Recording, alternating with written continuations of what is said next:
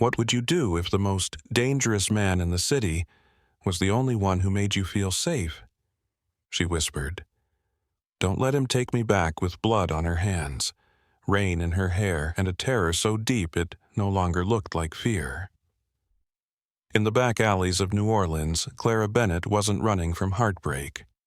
She was running from a man who called ownership love and a family that sold her silence for power. Then Dominic Kane found her, a Mafia boss, a monster to some, a savior to none. But that night, he saw the truth no one else wanted to see. This is not just a romance. It's a story about trauma, trust, survival, and the moment a broken woman chooses to stop running.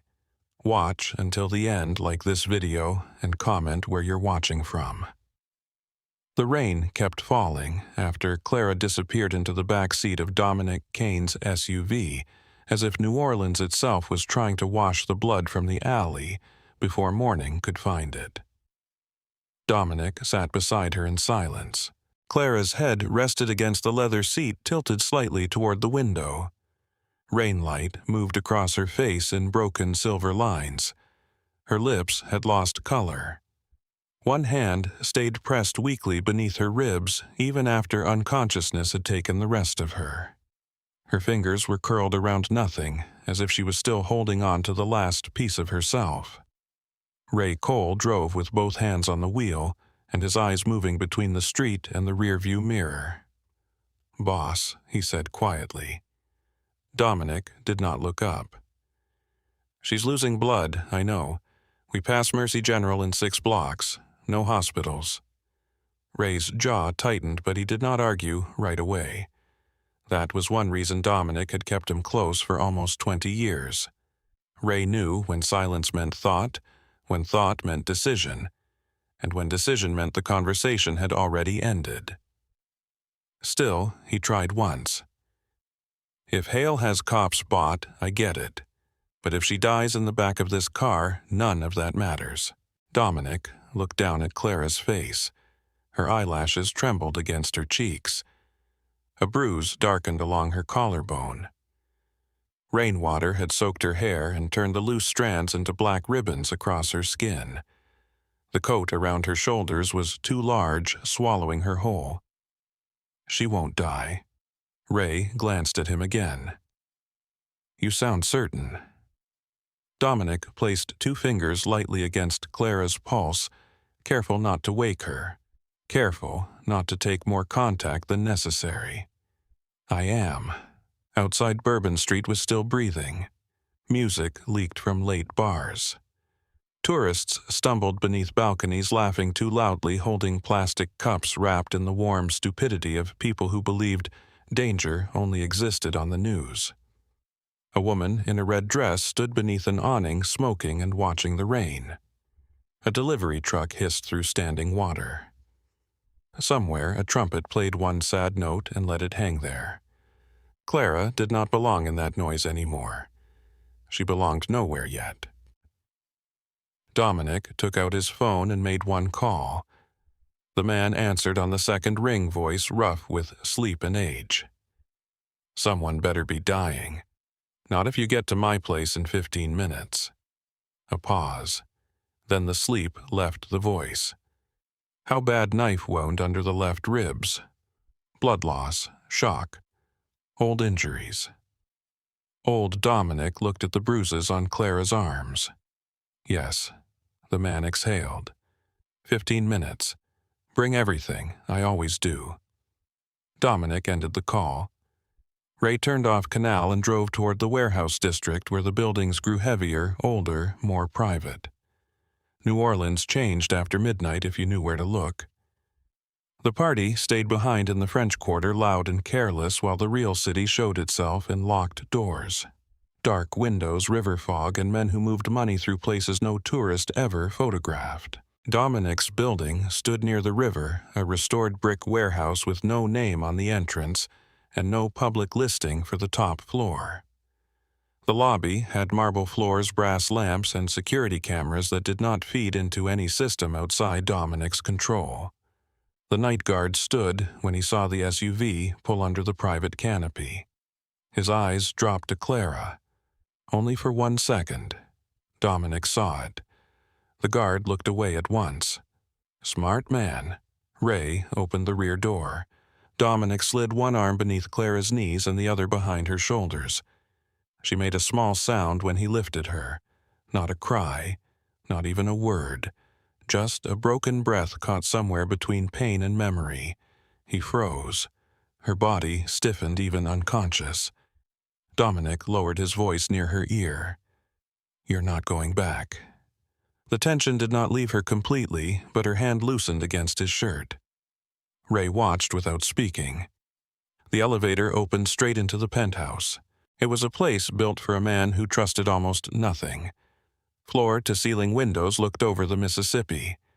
The city glittered beneath sheets of rain. The furniture was expensive, but spare, all dark wood-gray stone leather and clean lines. No photographs on the walls, no flowers, no soft clutter, nothing that said a life was being lived there instead of guarded.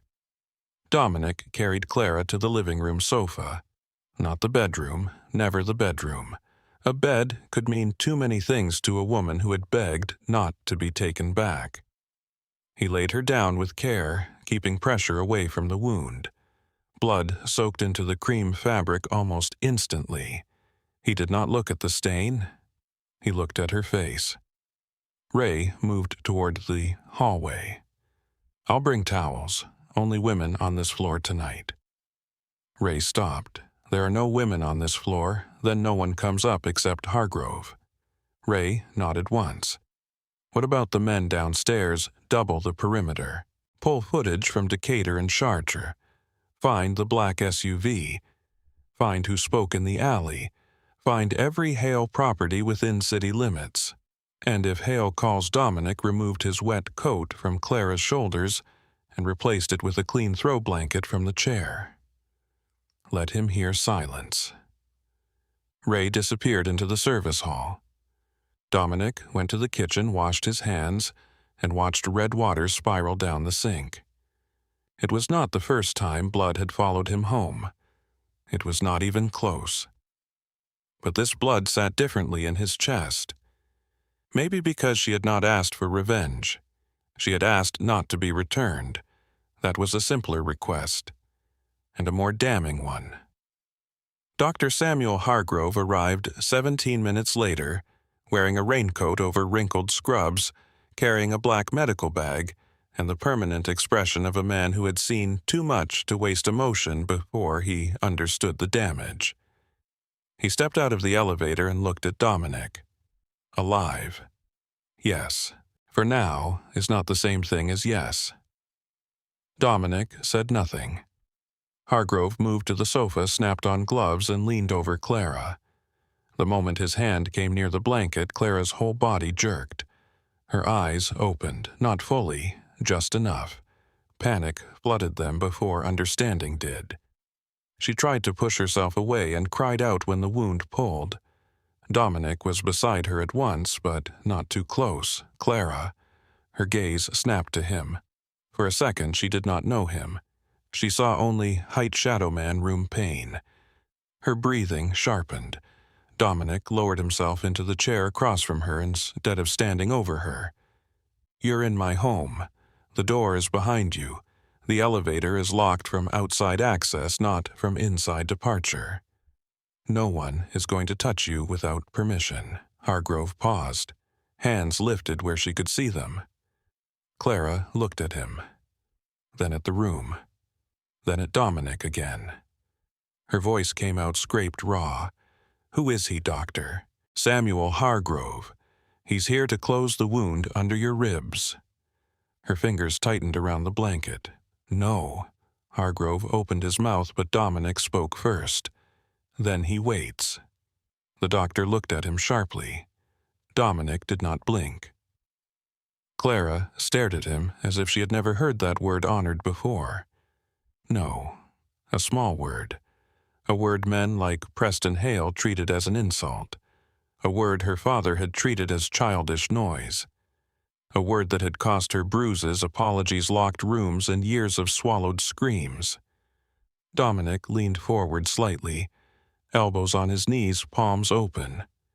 I need you to listen carefully. He will examine only the knife wound. I will sit right here. If you say stop, he stops. If you want him to leave, he leaves. You do not owe either of us an explanation. Clara's eyes flicked to the doctor. What if I pass out? Then he stops until you wake. Hargrove let out a quiet breath through his nose, but he nodded. Clara's lips trembled, though her eyes stayed dry. Why Dominic understood the question. Not why stop. Why give her the choice? He answered with the truth because anything softer would have sounded like a trick. Because taking choice from an injured woman is not treatment. It's just another kind of violence. Something moved across her face. Not trust, not yet. Recognition, maybe? Or grief for every room where no one had said that before. After a long moment, she nodded. Hargrove worked with steady hands. He cut away the torn fabric near the wound and cleaned the blood with warm saline. Clara turned her face toward the windows and bit down on the inside of her cheek hard enough that Dominic saw fresh red gather at the corner of her mouth. He did not tell her to relax. People who said relax usually had no idea what the body remembered. The wound was deep-angled upward, made by a narrow blade. Hargrove numbed the area and stitched the muscle layer first. Clara did not scream. She gripped the blanket with both hands and stared at the rain until her gaze went empty.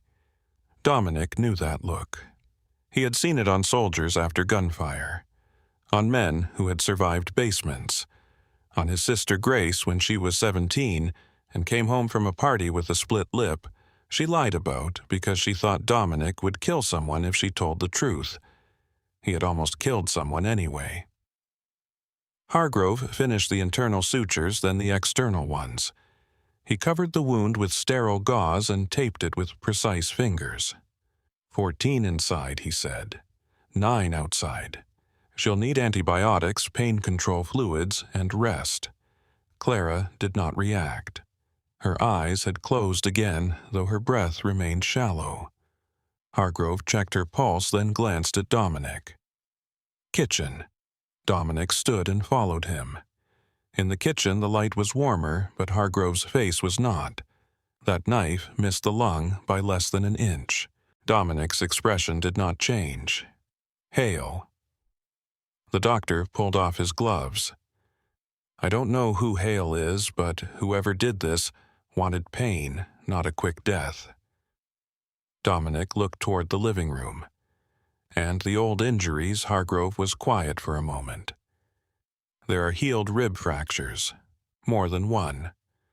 Linear scars across the back. Bruises on her thighs and upper arms in different stages. Burn mark near the left shoulder. Defensive marks on the wrists. I saw signs of long-term restraint. Dominic felt the old coldness settle behind his ribs. The one that came before violence. Hargrove lowered his voice. This is not one bad man losing control one bad night. This is a system. Repeated harm, control, punishment, years of it. Dominic placed both hands on the edge of the counter. The stone did not crack. He wanted it to. Hargrove studied him. She needs a hospital. No. She needs records. No. She needs police. Dominic looked at him then.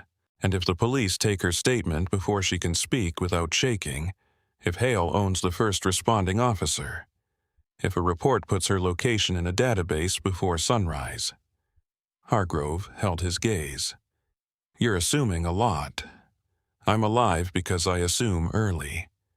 The doctor looked back toward Clara. She also needs a psychologist. She'll have one. She needs food, water, sleep. She'll have that too. Hargrove's voice softened. Most of all, Dominic, she needs to feel safe. Not be told she is safe. Feel it. There's a difference. Dominic looked through the doorway at the woman asleep on his blood-stained sofa. I know. Hargrove packed his bag. No, you know security. You know locked doors, armed men, cameras, leverage. That's not the same thing. Dominic said nothing. Hargrove walked toward the elevator, then stopped. Someone taught her that help has a price. If you want to prove otherwise, start by not asking for payment. The elevator doors closed behind him. Dominic stood alone in the living room. Rain crawled down the glass in silver veins. Clara slept with one hand beneath her chin, curled into herself like a child trying to disappear inside her own bones. Ray returned quietly from the service hall. The black SUV was rented under a shell company tied to a Hale logistics firm. Cameras caught two men taking the plates off 15 minutes after they left the alley. "We're pulling more." Dominic did not look away from Clara. "Preston Hale." Ray nodded. "The Hales run clinics, rehab centers, private transport contracts. Old money with new sins." "I know who they are." Ray waited. Dominic's voice turned flat. He put a knife in her. Ray's eyes moved to Clara. "Then he has a death wish." "No." Dominic walked to the window. "He has confidence. There's a difference." Ray's phone buzzed. He checked it. "Hale's people are asking around near the quarter. Quietly for now. Let them." "Boss, if they know you took her, this gets political." Dominic turned. His eyes were calm, and that was when men who knew him became most careful. "Ray, yes. Tonight a woman bled in an alley and begged not to be returned to a man. If politics has an opinion about that, politics can come, speak to me directly." Ray's mouth tightened almost a smile. "Yes, boss." They prepared a room before dawn. Dominic did most of it himself. Ray watched from the doorway with a look he wisely kept unreadable. Dominic chose the guest room at the far end of the hall because it had 2 exits if needed and windows facing the river. He ordered the sheets changed twice, not because they were dirty, but because he wanted no scent of detergent strong enough to cling. He placed a sealed bottle of water on the nightstand, then another beside it. He added plain Crackers fruit and the medication Hargrove had labeled in large, clear handwriting. He removed the large mirror from the wall and carried it into the hall. Ray finally spoke. "Mirror offend you?" Dominic leaned it against the wall. "She woke up covered in blood. She doesn't need to see that before she remembers where she is." Ray said nothing after that. Dominic placed folded clothes on the chair. Soft gray sweatpants, a loose cotton shirt, thick socks, no lace, no silk, nothing that looked like it belonged to a man's idea of a woman. Then he checked the lock. It turned only from the inside. He had the outer mechanism removed years ago after Grace died, though no one had ever used the room since. When Clara woke again, the sky outside had begun to pale. She blinked at the living room ceiling, then at Dominic sitting in the chair across from her. He had not slept. She pushed herself up too quickly and winced. Dominic did not move to help. That restraint cost more than action. "Where am I my home?" Her eyes hardened. "Your home?" "Yes." "Am I allowed to leave?" Dominic stood slowly and stepped aside, giving her a clean view of the elevator. "Yes." She stared at him. "Just like that. Just like that. I don't have shoes." "I know. I don't have a phone. Also true. So how far do you think I'll get?" Dominic accepted the anger. It was better than emptiness. Anger meant some part of her still believed she deserved better. There are shoes by the elevator. A phone on the table. Cash in the drawer beneath it. The elevator code is written on the notepad. Clara looked toward the entryway. Everything was exactly where he said it was. Suspicion entered her face sharp and wounded. "Why would you do that?" "Because if you can't leave, this isn't help." She swallowed. For a moment, the room held only rain and breath. Then pain rippled through her. She pressed a hand to the bandage. Dominic gestured toward the hallway. "There's a room ready. You can sleep with the door locked." Her eyes snapped back to him. Locked from which side? Yours. He saw the answer land. Not as comfort, as confusion. She stood with effort, keeping the blanket around her shoulders like armor. Dominic stayed several feet away as he guided her down the hall. He did not walk behind her. He walked slightly ahead, then stopped outside the guest room. The door stood open. Clara looked inside. The bed was turned down. The lamp glowed low. Water sealed. Clothes folded. Curtains half closed. No shadows large enough to hide a man. She stepped into the room. Dominic remained in the hallway. The bathroom is through that door. Clean towels are inside. The medication schedule is on the table. Hargrove will come back later if you allow it. If I allow it. Yes. Clara turned toward him. The oversized blanket slipped from one shoulder. Beneath it, she looked smaller than she had in the alley and older, too. Pain did that. It made a person both child and ghost. What do you want from me, Mr. Kane? The name in her mouth sounded formal, defensive. Dominic accepted that, too. Dominic, I asked what you want. He looked at her for a long second. Images moved behind his eyes. Grace laughing in the back garden when she was 10. Grace rolling her eyes at family guards. Grace's hand cold in his when he found her too late. He pushed the memories back where they belonged. I want you to heal enough to tell me who is hunting you. And then I decide what the city needs to know. Clara gave a bitter little laugh. That sounds like a price. No. Everything has a price. Dominic's voice lowered. Not everything. She studied him, searching again for the lie. He let her look. He had been called many things in his life. Criminal, butcher, king, devil, protector. He had earned some of those names and rejected others. But in that hallway, beneath the soft light with a wounded woman measuring him against every man who had ever failed her, he cared about only one thing. That she did not mistake him for Preston Hale. He nodded toward the door. Lock it if you want. She stepped back. Nobody comes in nobody, including you, especially me. Clara's fingers found the edge of the door. She closed it slowly. A moment passed, then came the click of the lock. Dominic stood there after it. The sound should have satisfied him. It meant she understood she had control of the room. Instead, it hurt. Because a woman should not have to hear a lock engage before her body believed it might survive the night. Ray appeared at the end of the hall. Boss Dominic turned away from the door. Keep the floor quiet. Already done.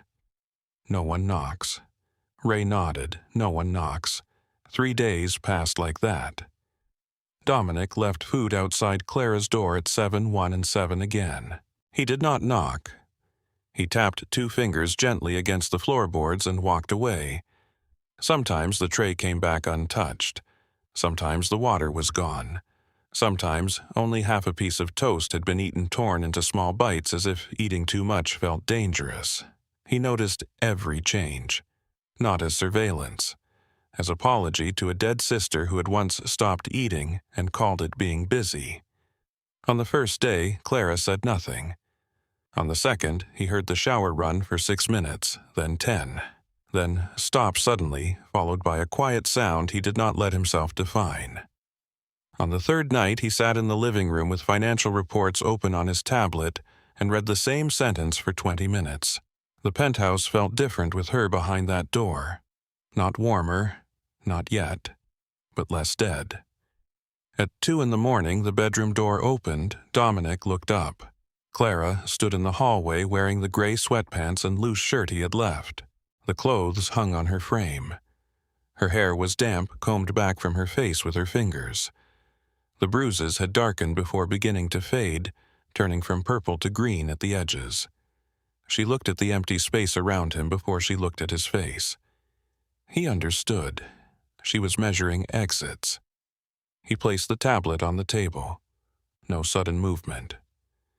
"I can't sleep," she said. Her voice was rough, like she had not used it for anything but survival in years. Dominic gestured to the far end of the sofa. "You don't have to." She walked slowly into the room and sat where he had indicated, leaving several cushions between them. She pulled her knees up carefully, wincing when the wound protested.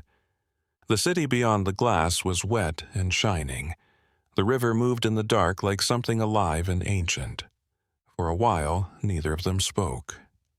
Clara watched Dominic from the corner of her eye. He did not fill the silence. He did not ask why she was awake. He did not ask what happened in her dreams.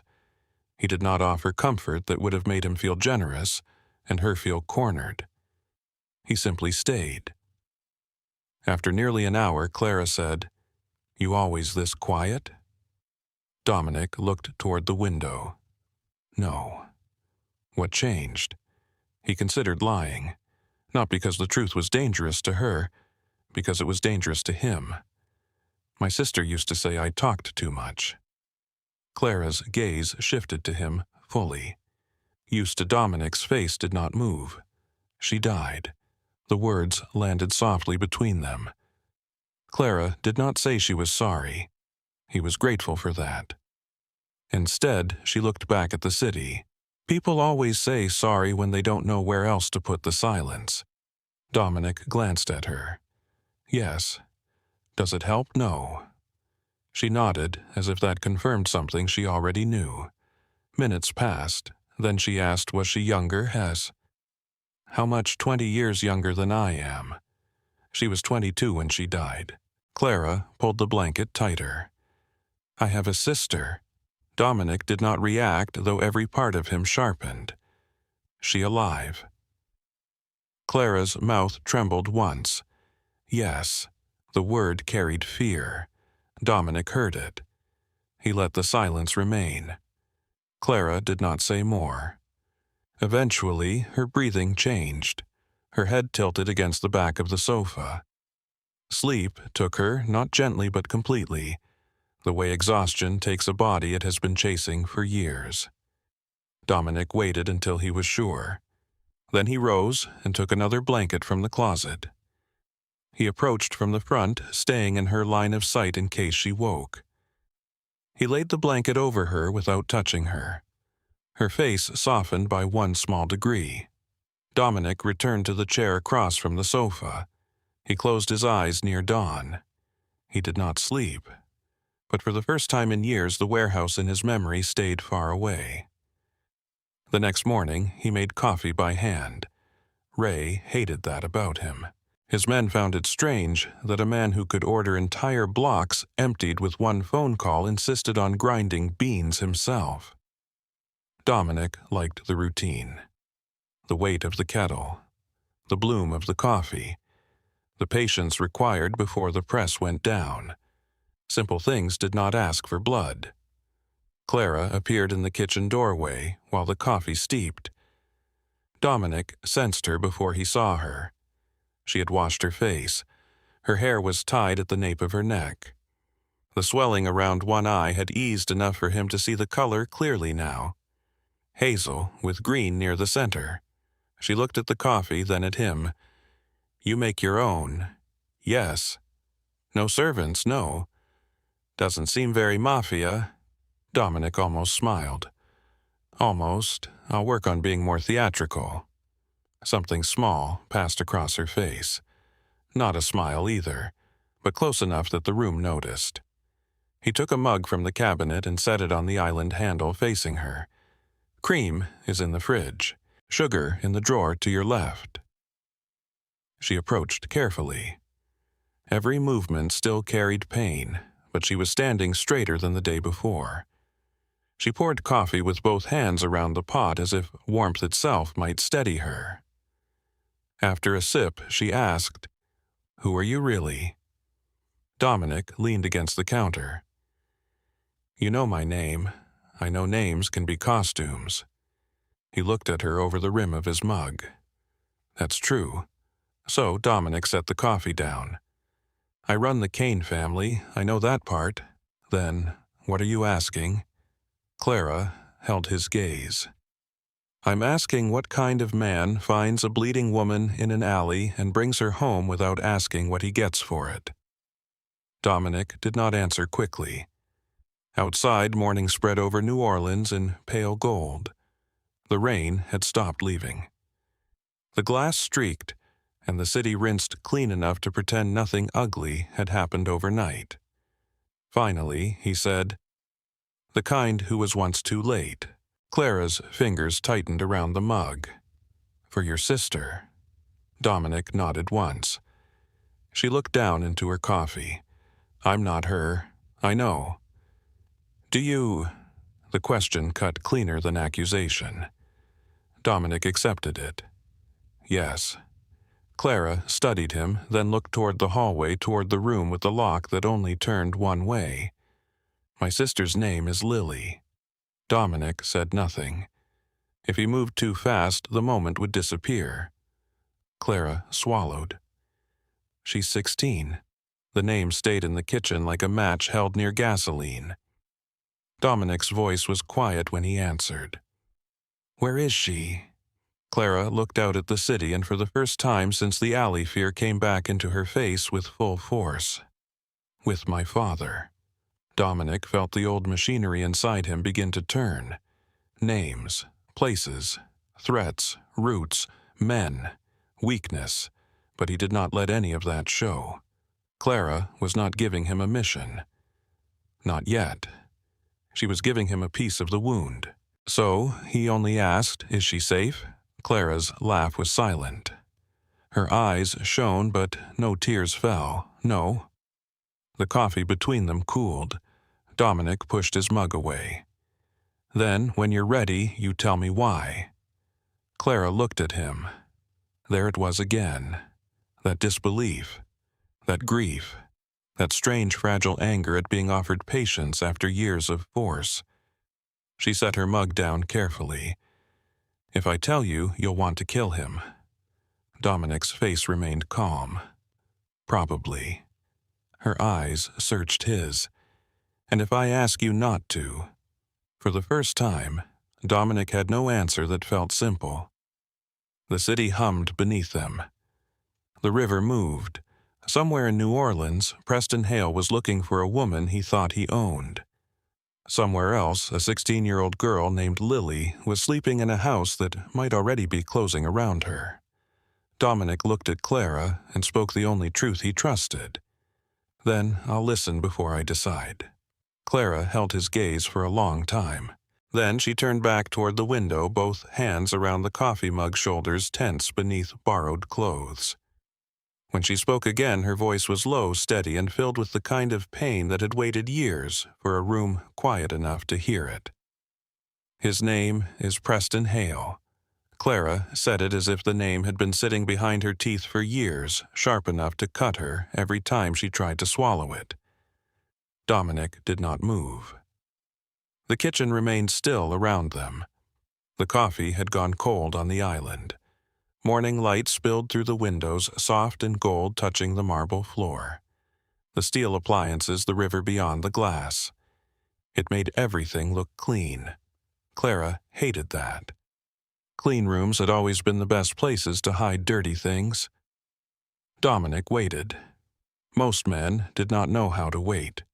They heard the beginning of a confession and rushed toward the center of it, hungry for details, for damage, for the kind of pain they could label and put away. Dominic did not do that. He stood across from her with one hand resting near his coffee cup and his eyes steady on her face, not pushing, not reaching, not softening the silence just to make himself comfortable. That made it harder to speak. It also made it possible. Clara looked down at her hands. The knuckles were still bruised. The skin around her nails was torn from where she had clawed at brick and pavement, and the side door of a warehouse that smelled like rusted metal and old fish. "He was supposed to be my husband," she said. Dominic's voice was quiet. "Supposed to be." She nodded once. "I never said yes." The words came out plain, but they did not feel plain inside her. They felt like opening a locked room, and finding herself still standing there at 19, wearing a blue dress her father had chosen, smiling at a dinner table where every man already knew the price of her life except her. My father arranged it, Clara said. Everett Bennett. People in this city used to call him respectable. He had friends in courtrooms and campaign offices at charity tables. He knew how to shake a hand and make people feel like they had just joined something important. Her mouth curved, but there was no humor in it. He was very good at looking clean. Dominic said nothing, but something in his face changed. Not surprise. Recognition. Clara turned her mug slowly between her hands. When my mother died, the house got quiet, not peaceful. Quiet, there's a difference. Peace lets you breathe. Quiet makes you listen for doors. She could see it again. The Garden District mansion with its white columns and black iron balconies. The magnolia tree outside Lily's window. The long dining room where her father sat at one end and Absence sat at the other. Her mother's piano closed forever in the front room, dust gathering on the keys because no one dared play the songs she had loved. My father started losing money after that. Bad investments, bad partners, bad judgment. He never admitted any of it. Men like him don't fail. They get betrayed. They get unlucky. They get misunderstood.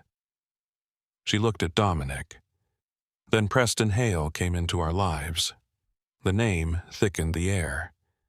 He was 30 when I met him. I was 19. He had that kind of face people forgive before he even speaks. Expensive smile, good suit, calm voice. He could walk into a room and make people feel chosen just because he looked at them. Dominic's jaw tightened faintly. Clara noticed. She noticed everything now.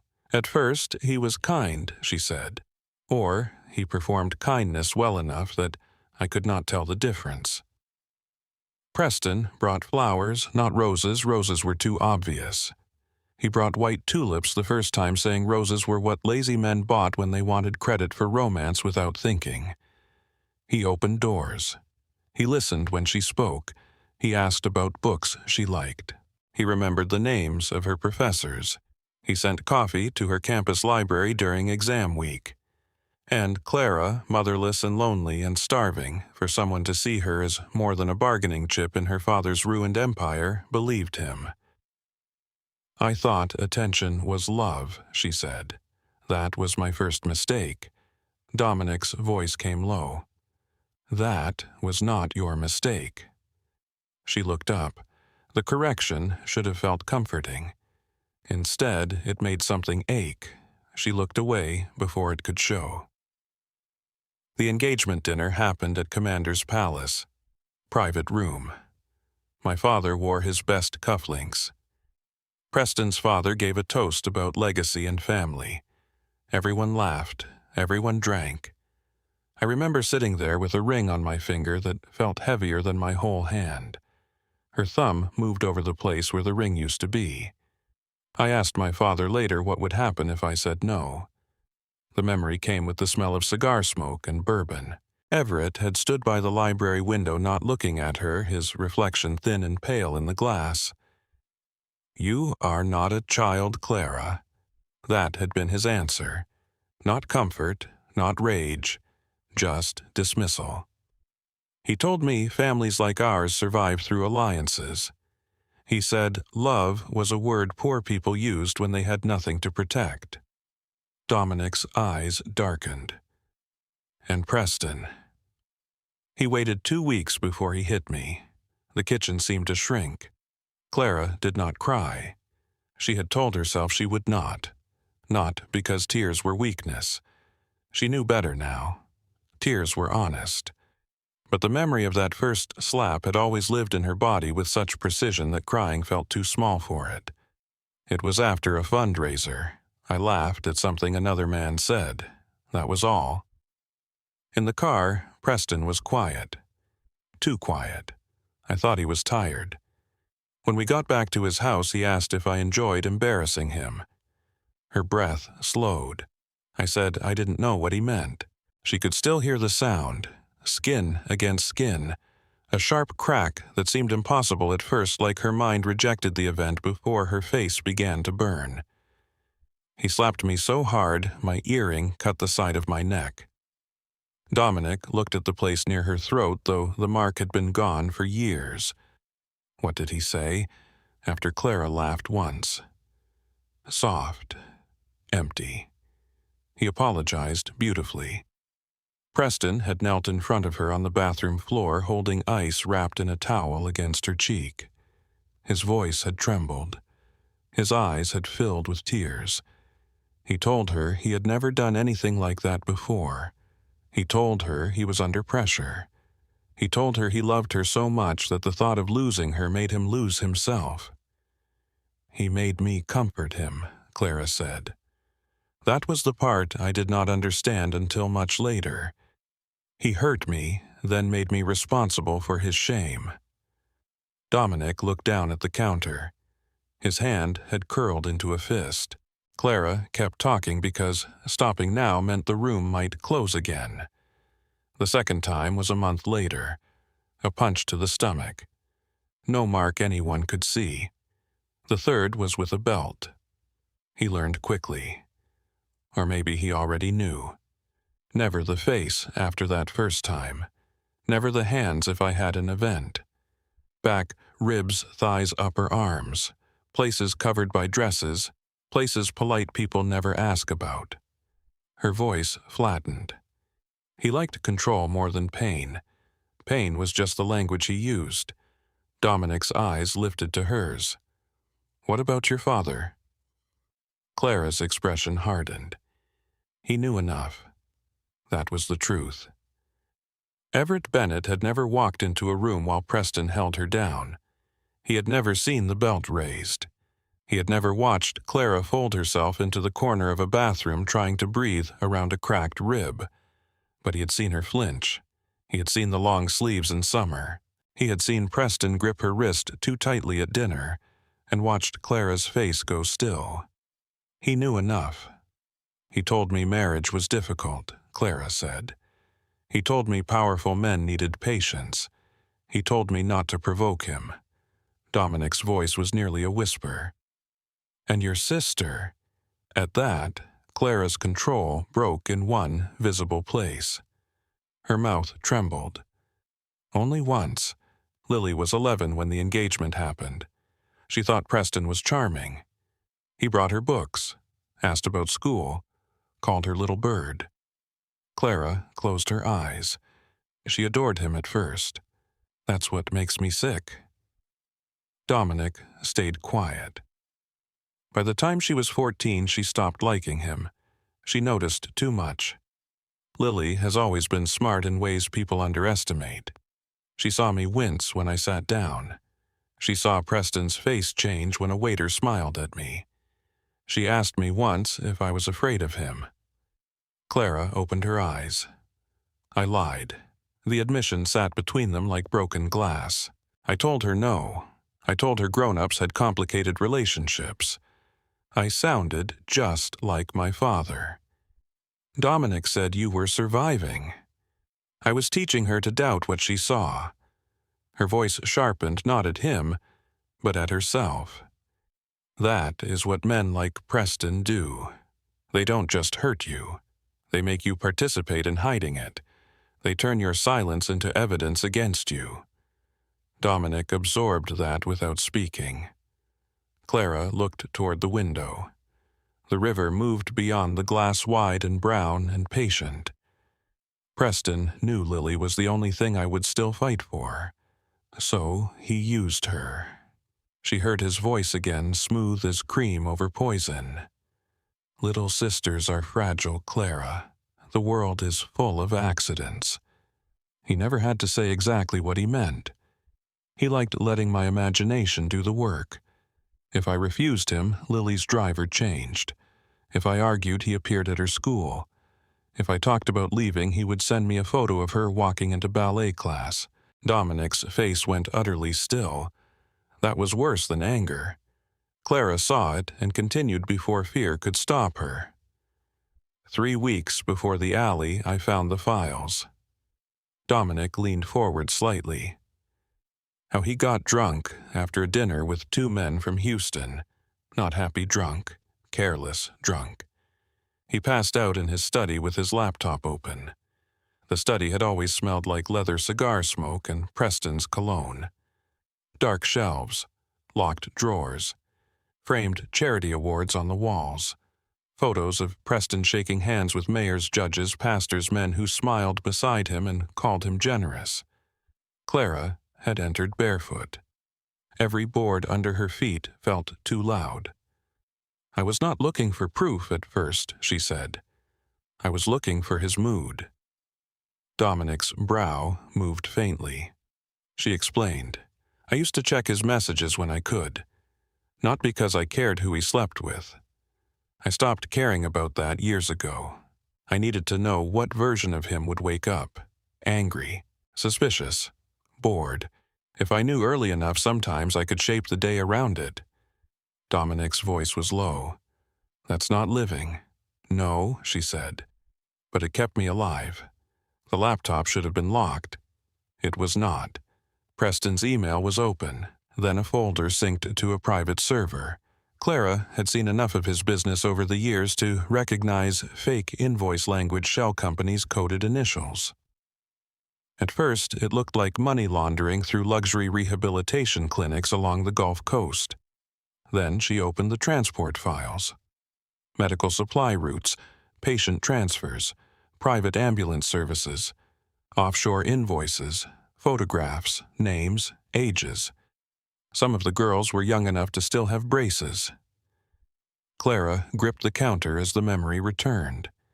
He was moving women through clinics, calling them patients, calling them inventory and private notes. Some were trafficked through Texas, some through Florida. Some vanished near private docks outside Gulfport. Dominic's voice turned cold. And the police. Some were paid. Some were fooled. Some did not want to know. I don't know which is worse. She swallowed. Then I found the next transfer list. The room held its breath with her. There were 7 names. One of them was Lily Bennett. Dominic closed his eyes. Only for a second. When he opened them, the man looking back at Clara was not the quiet host who left sealed water outside her door. This was Dominic Kane, the city's monster. The man men whispered about before deciding whether their sins were worth the risk. Clara did not look away. I did not scream, she said. I remember that. I thought I would. But everything inside me went silent. Not dead silent. Clear silent. Like the whole world narrowed down to one fact. She looked at him. I had to get her out. She copied the files onto a hidden drive first, then uploaded them to a cloud account she had created years earlier under her mother's maiden name. She took photos of account numbers, routes, names, payment chains, messages between Preston and men who used initials instead of signatures. She moved slowly because panic made mistakes and mistakes got people killed. I hid 3 passwords in 3 places, she said. 1 in a book Lily gave me. 1 in a cemetery vase by my mother's grave. 1 in my own memory. Dominic watched her with something close to awe, though he would never name it that. You did this alone. I had always been alone. The sentence landed quietly. Dominic felt it anyway. When did you run 3 days later? Preston left for Baton Rouge. I had 6 hours. I took cash from his safe, left my phone behind, wore the plainest dress I owned, and went to the bus terminal. She could still feel the hard plastic seat beneath her thighs, the smell of coffee diesel wet coats, a mother scolding a little boy for dropping crackers, a man asleep with his hat over his face. Ordinary people moving through ordinary lives. For 15 minutes, Clara had almost believed she could become one of them. A woman going somewhere. Not a possession being retrieved. He had a tracker in my purse. Dominic's eyes flicked to her hands. I should have known, she said. No, I should have. No, Dominic repeated firmer this time. She stared at him. He did not soften the word. Clara looked away first. 2 men took me from the terminal. No one stopped them. One of them called me ma'am while he pushed a gun into my side. The warehouse near the river had been colder than the night outside. Metal walls, concrete floor, a hanging bulb swinging slightly in a draft. Preston sat in a chair with his sleeves rolled up holding a kitchen knife. Not a hunting knife. Not a weapon with drama. A kitchen knife from the house where he had once made her dinner and kissed her forehead and told her she was safe. He said it wasn't about the files, Clara whispered. He did not know about them, not yet. He said it was about principle. Dominic's face hardened. Clara looked down at the scar hidden beneath fresh bandages. He told me I had forgotten what I was. Then he put the knife in. Her voice thinned. I remember being surprised by the heat. I thought being stabbed would feel cold. It didn't. It burned. Dominic moved without thinking, then stopped himself before he came closer. Clara noticed. She also noticed that he stopped. His phone rang, she said. That is the only reason I lived. He turned away to take a call like I was nothing more than spilled wine on the floor. I crawled to the side door. I don't remember opening it.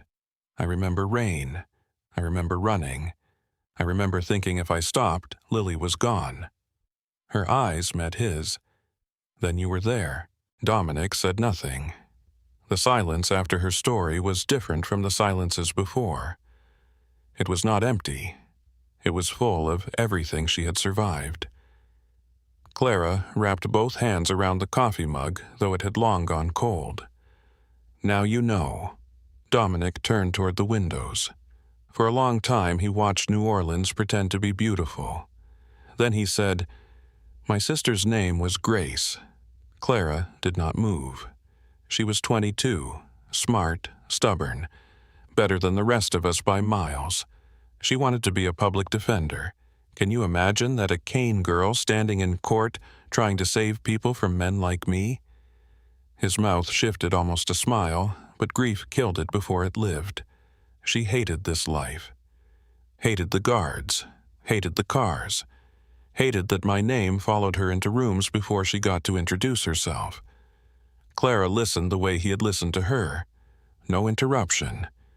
No pity. She called me dramatic when I assigned men to watch her. Said I was confusing protection with the control. His voice dropped. She was not always wrong.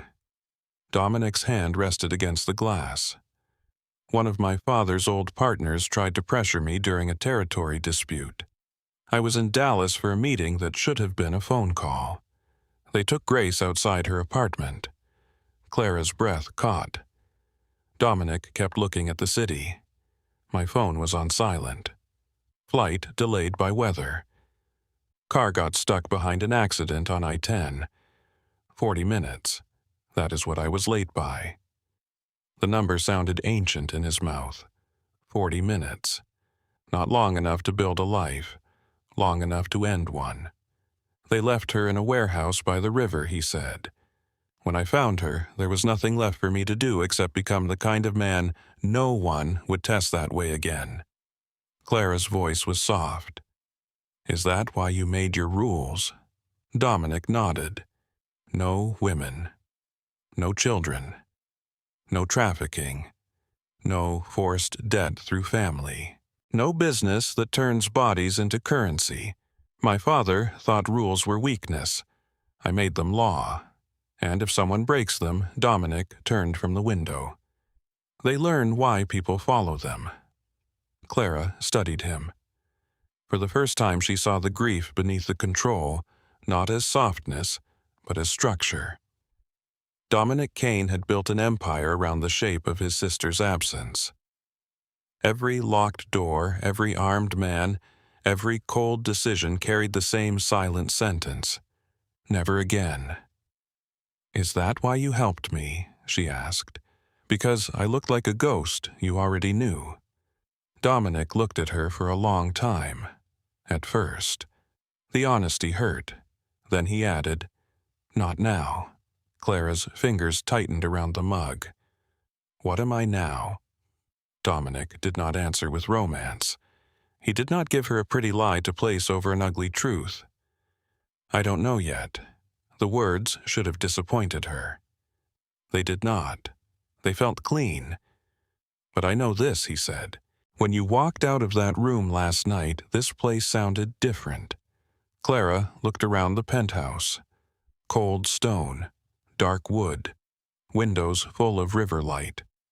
A home built like a fortress by a man who had mistaken silence for safety. "And is that good?" she asked. Dominic's eyes held hers. Yes. The answer was simple. That made it dangerous. Clara set down the mug. "I'm not your redemption, Dominic. I know. I'm not Grace, I know. And if you help me because you think saving me will save her, you'll hurt both of us."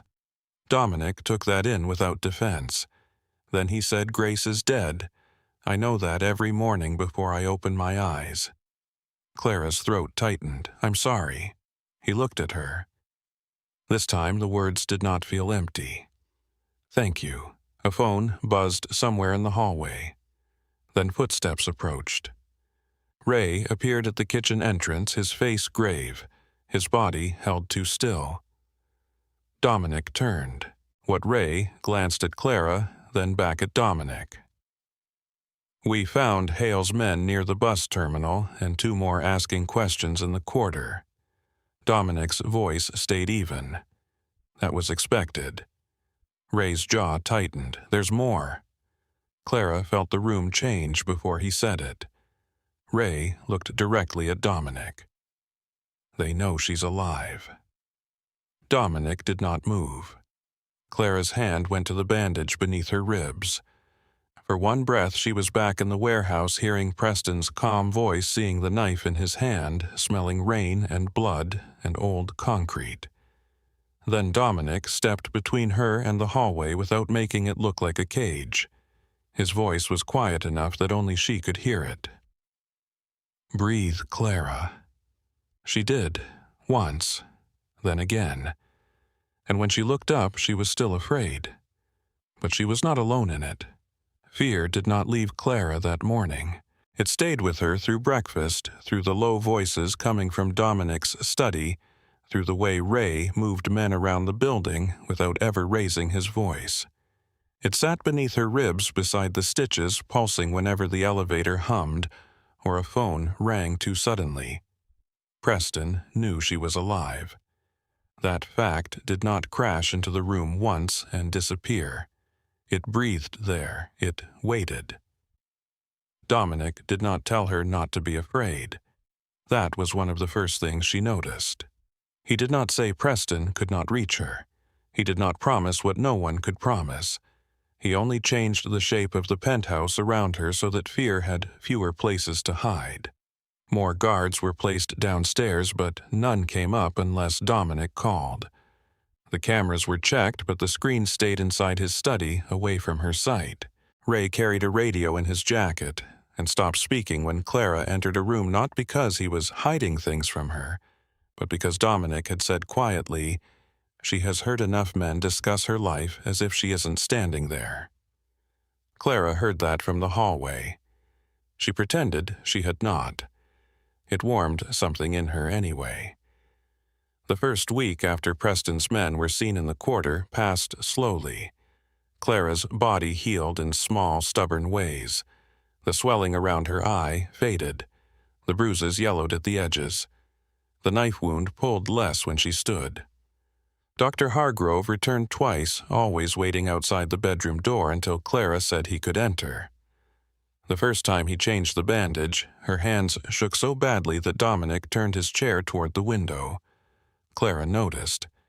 "You don't have to look away," she said. Dominic kept his eyes on the river. "I know. Then why are you? Because you didn't say I could look." The doctor's fingers paused for half a second. Clara stared at the side of Dominic's face. Men had looked at her wounds before. Preston looked at them with ownership. Her father looked past them with cowardice. Doctors in private clinics looked at them with professional blindness and accepted whatever explanation Preston gave. Dominic did not look because he wanted permission first. That simple restraint unsettled her more than force ever had. After Hargrove left, Clara stood at the window with her arms folded carefully over her ribs. "Do you always ask permission for things you could take?" Dominic sat at the kitchen island reading a report Ray had brought him. No. The answer was honest enough to make her look at him. He set the papers down. "I have taken plenty in my life. Money, yes. Territory, yes. Lives." His eyes stayed on hers. Yes. The word should have chilled her. It did, but not in the way she expected. There was no pride in his voice, no performance, no attempt to make violence sound noble. He stated it as fact the same way he might say the rain had stopped or the river was high. Clara asked, "Then why not take control of this too?" Dominic leaned back slightly. "Because control is what hurt you." She had no answer for that, so she turned back to the window and watched New Orleans glow under a pale afternoon sky. The days began to find a rhythm. Dominic woke before sunrise. Clara learned this because she woke often before dawn, too, breath caught in her throat, hands gripping the sheets, convinced for one wild second that she was back in Preston's house. Most mornings, she heard Dominic in the kitchen grinding coffee beans by hand. The sound became familiar. Not comforting exactly, but steady. A small proof that the world outside her room had not changed shape while she slept. On the 9th morning, she came out before he finished. Dominic looked up but did not comment on the dark circles under her eyes. "Coffee." She nodded. He poured a cup, placed it on the island, and moved it toward her by the handle. Always the handle. Always so she could pick it up without brushing his hand. She noticed every time. "You keep doing that," she said. "Doing what?" "Making sure I don't have to touch you." Dominic poured his own coffee. "You'll touch me when you want to." The sentence was so calm that it almost passed as ordinary. It was not ordinary. Not to Clara. She wrapped both hands around the mug. "And if I never want to?" Dominic took a sip of coffee. "Then I'll have to survive the disappointment." Something, almost like a laugh, rose in her throat. It surprised her so much that she looked down into the coffee until it faded. Dominic saw it. He did not smile. That was kinder. By the second week, Clara started reading the books Dominic left on the dining table. He never handed them to her. Never suggested them. They simply appeared one at a time near the bowl of oranges. A novel about a woman crossing the desert, a book of poems with pencil marks in the margins, a field guide to Louisiana wildflowers with color illustrations that made Clara pause over names she had forgotten existed. Blue iris, spider lily, magnolia. The world still had names for beautiful things. One afternoon, Clara found Dominic in the living room with his sleeves rolled to his elbows, cleaning a pistol with precise, almost meditative movements. She stopped at the edge of the room. He saw her reflection in the window and immediately covered the weapon with a cloth. "You don't have to hide it," she said. "I'm not hiding it. You covered it because you walked in." Clara stepped closer. "I know what guns look like, I know." Then why Dominic looked at the covered pistol, then back at her. Knowing what something looks like doesn't mean you need it sitting in front of your breakfast. She stood very still. No one had ever protected her from reminders, only from consequences after the reminders broke her open. She sat on the far end of the sofa. What was Grace like? Dominic's hand stilled. For a moment, Clara thought she had gone too far. Then he said, loud. Clara blinked. He looked toward the river, and a ghost of warmth touched his face. She hated silence, filled every room she entered. Music arguments, questions, bad singing. She used to say this place looked like a rich man's waiting room and not a home. Clara looked around. She was right. Dominic glanced at her. A beat passed. Then his mouth moved, not quite a smile, but something dangerously close. Yes, that evening, Clara cooked for the first time. It was nothing complicated, chicken soup with too much pepper carrots sliced unevenly, because her hands still ached, bread warmed in the oven. Dominic came into the kitchen, saw her at the stove, and stopped. Clara stiffened. Preston had hated finding her in his kitchen without permission. He said it made the house smell common. He said women ruined expensive rooms by trying to make them useful. Dominic only said, "Smells good." Clara stared at the pot. "You don't know that yet. I can make an educated guess. You run a crime family, and your big talent is guessing soup." "I have many talents." The answer was so dry, so unexpected that Clara laughed. It was small, barely a sound, but it escaped before she could stop it. Dominic looked at her as if the entire city had gone silent to hear it. The laugh died in her throat, not because he frightened her, but because of the look on his face, like he had witnessed something sacred and was trying not to touch it. She turned back to the stove. It might be terrible. Then we'll eat terrible soup. They did. It was not terrible. Ray said it needed salt. Clara told him there was salt on the table, and if his hands worked well enough to hold a gun, they worked well enough to season his own bowl. Ray stared at her for 2 seconds, then laughed into his spoon. Dominic lowered his eyes to his bowl, but Clara saw his shoulders ease. The penthouse changed after that. Not loudly, not all at once. A blanket stayed folded over the sofa because Clara fell asleep there sometimes while reading. The Wildflower Guide remained open on the coffee table. A pair of soft socks appeared near the chair where she tucked her feet beneath her. The kitchen smelled like garlic one night, cinnamon the next, coffee every morning. Dominic still handled calls in his study. Men still came and went below. Dangerous things still moved under the surface of the city. But Clara began to breathe in rooms without checking the exits first. Then came the book on the high shelf. It was a thick volume of poetry Dominic claimed he had not placed there intentionally, though Clara doubted that. She reached for it after lunch, stretching carefully onto her toes. Her stitches had mostly healed, but the muscle beneath still warned her when she forgot what had happened. Pain flashed under her ribs. Her balance slipped. Dominic crossed the room before the book hit the floor. His hands caught her at the waist. Firm. Careful. Nothing like Preston's hands. That was what stunned her most. Her body did not fold into panic. It froze, yes, but not from terror. From confusion. From the impossible fact that a man's hands could hold her without claiming her. Dominic released her at once. "I'm sorry." He stepped back. Clara turned slowly. His hands were already at his sides, open, visible, as if he was showing her he had taken nothing. She should have backed away. Instead, she reached out and caught his wrist. Dominic went still. Completely still. His eyes dropped to her hand, then lifted to her face. Clara's fingers trembled against his skin. "I wasn't afraid," she whispered. His voice was rougher than usual. "No, that's what scared me."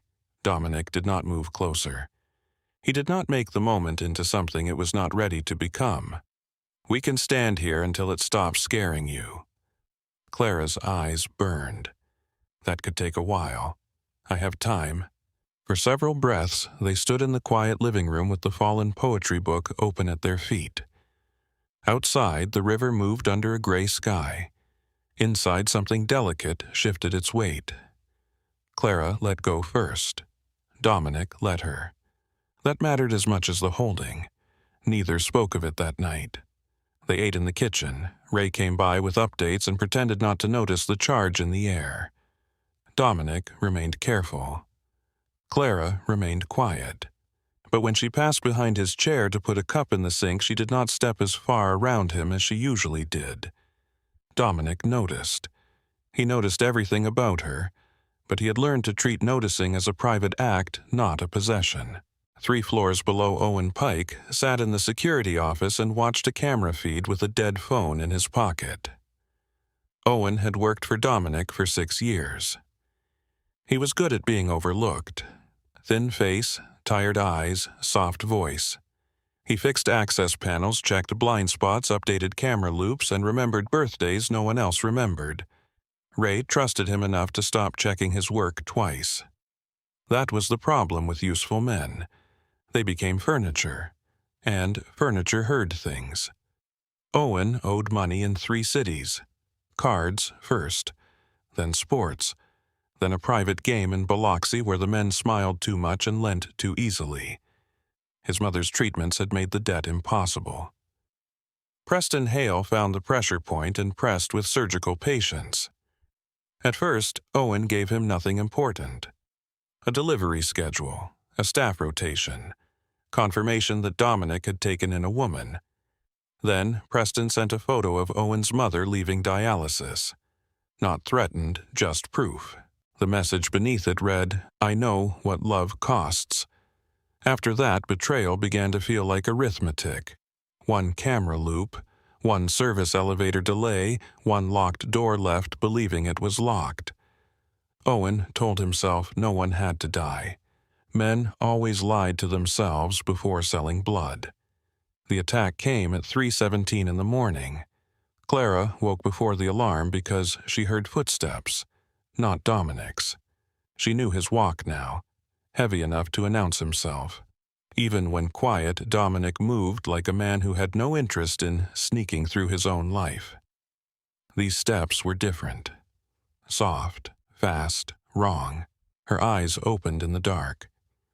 For 1 second, her body tried to take her back to Preston's house, to the old training of stillness, silence, survival through disappearance. Then, something newer rose inside her. No. She slid out of bed, ignoring the pull beneath her ribs, and grabbed the marble lamp from the nightstand.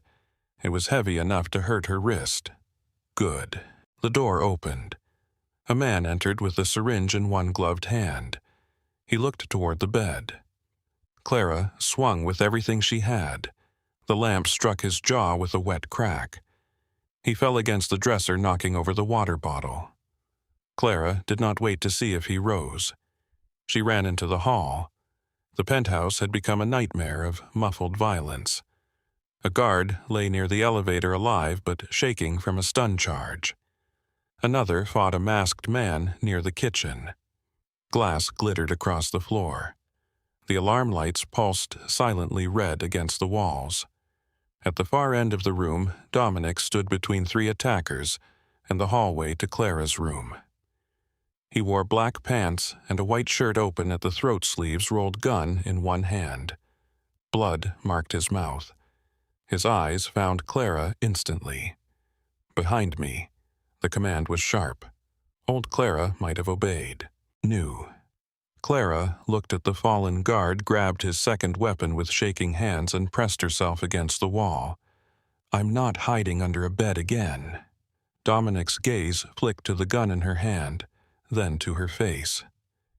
Even then, even with men trying to kill him in his own home, something like pride cut through the violence. Safety on the left. She checked it. An attacker lunged. Dominic moved like the city had lied about him by calling him only brutal. Brutality was clumsy. Dominic was not. He was exact. A strike to the throat, a shot to the knee, a turn of the shoulder that made a blade miss by inches. He fought like a man who had studied violence until it became grammar. Ray burst from the stairwell with 2 men behind him. "Service elevator was open," he shouted. Dominic's face changed. Only for a second. Long enough. A shot cracked from near the kitchen. The bullet hit Dominic's shoulder. He staggered, then fired. The shooter dropped. Clara screamed his name. Another attacker rose behind the island, one Ray had not seen. Clara saw him. She lifted the gun with both hands. Her arms shook. The man aimed at Dominic. Clara fired first. The shot went wide, shattering the glass cabinet behind him, but it made him flinch. Dominic turned. The second shot caught him in the side. This time he fell. The room narrowed to that single impossible image. Dominic Kane on the floor, blood spreading beneath his hand. Clara ran to him. She dropped beside him so hard pain tore through her ribs. She pressed both hands over the wound in his side. His blood was hot, too much. "Stay with me," she said. Dominic's eyes found hers through the chaos. "Are you hurt?"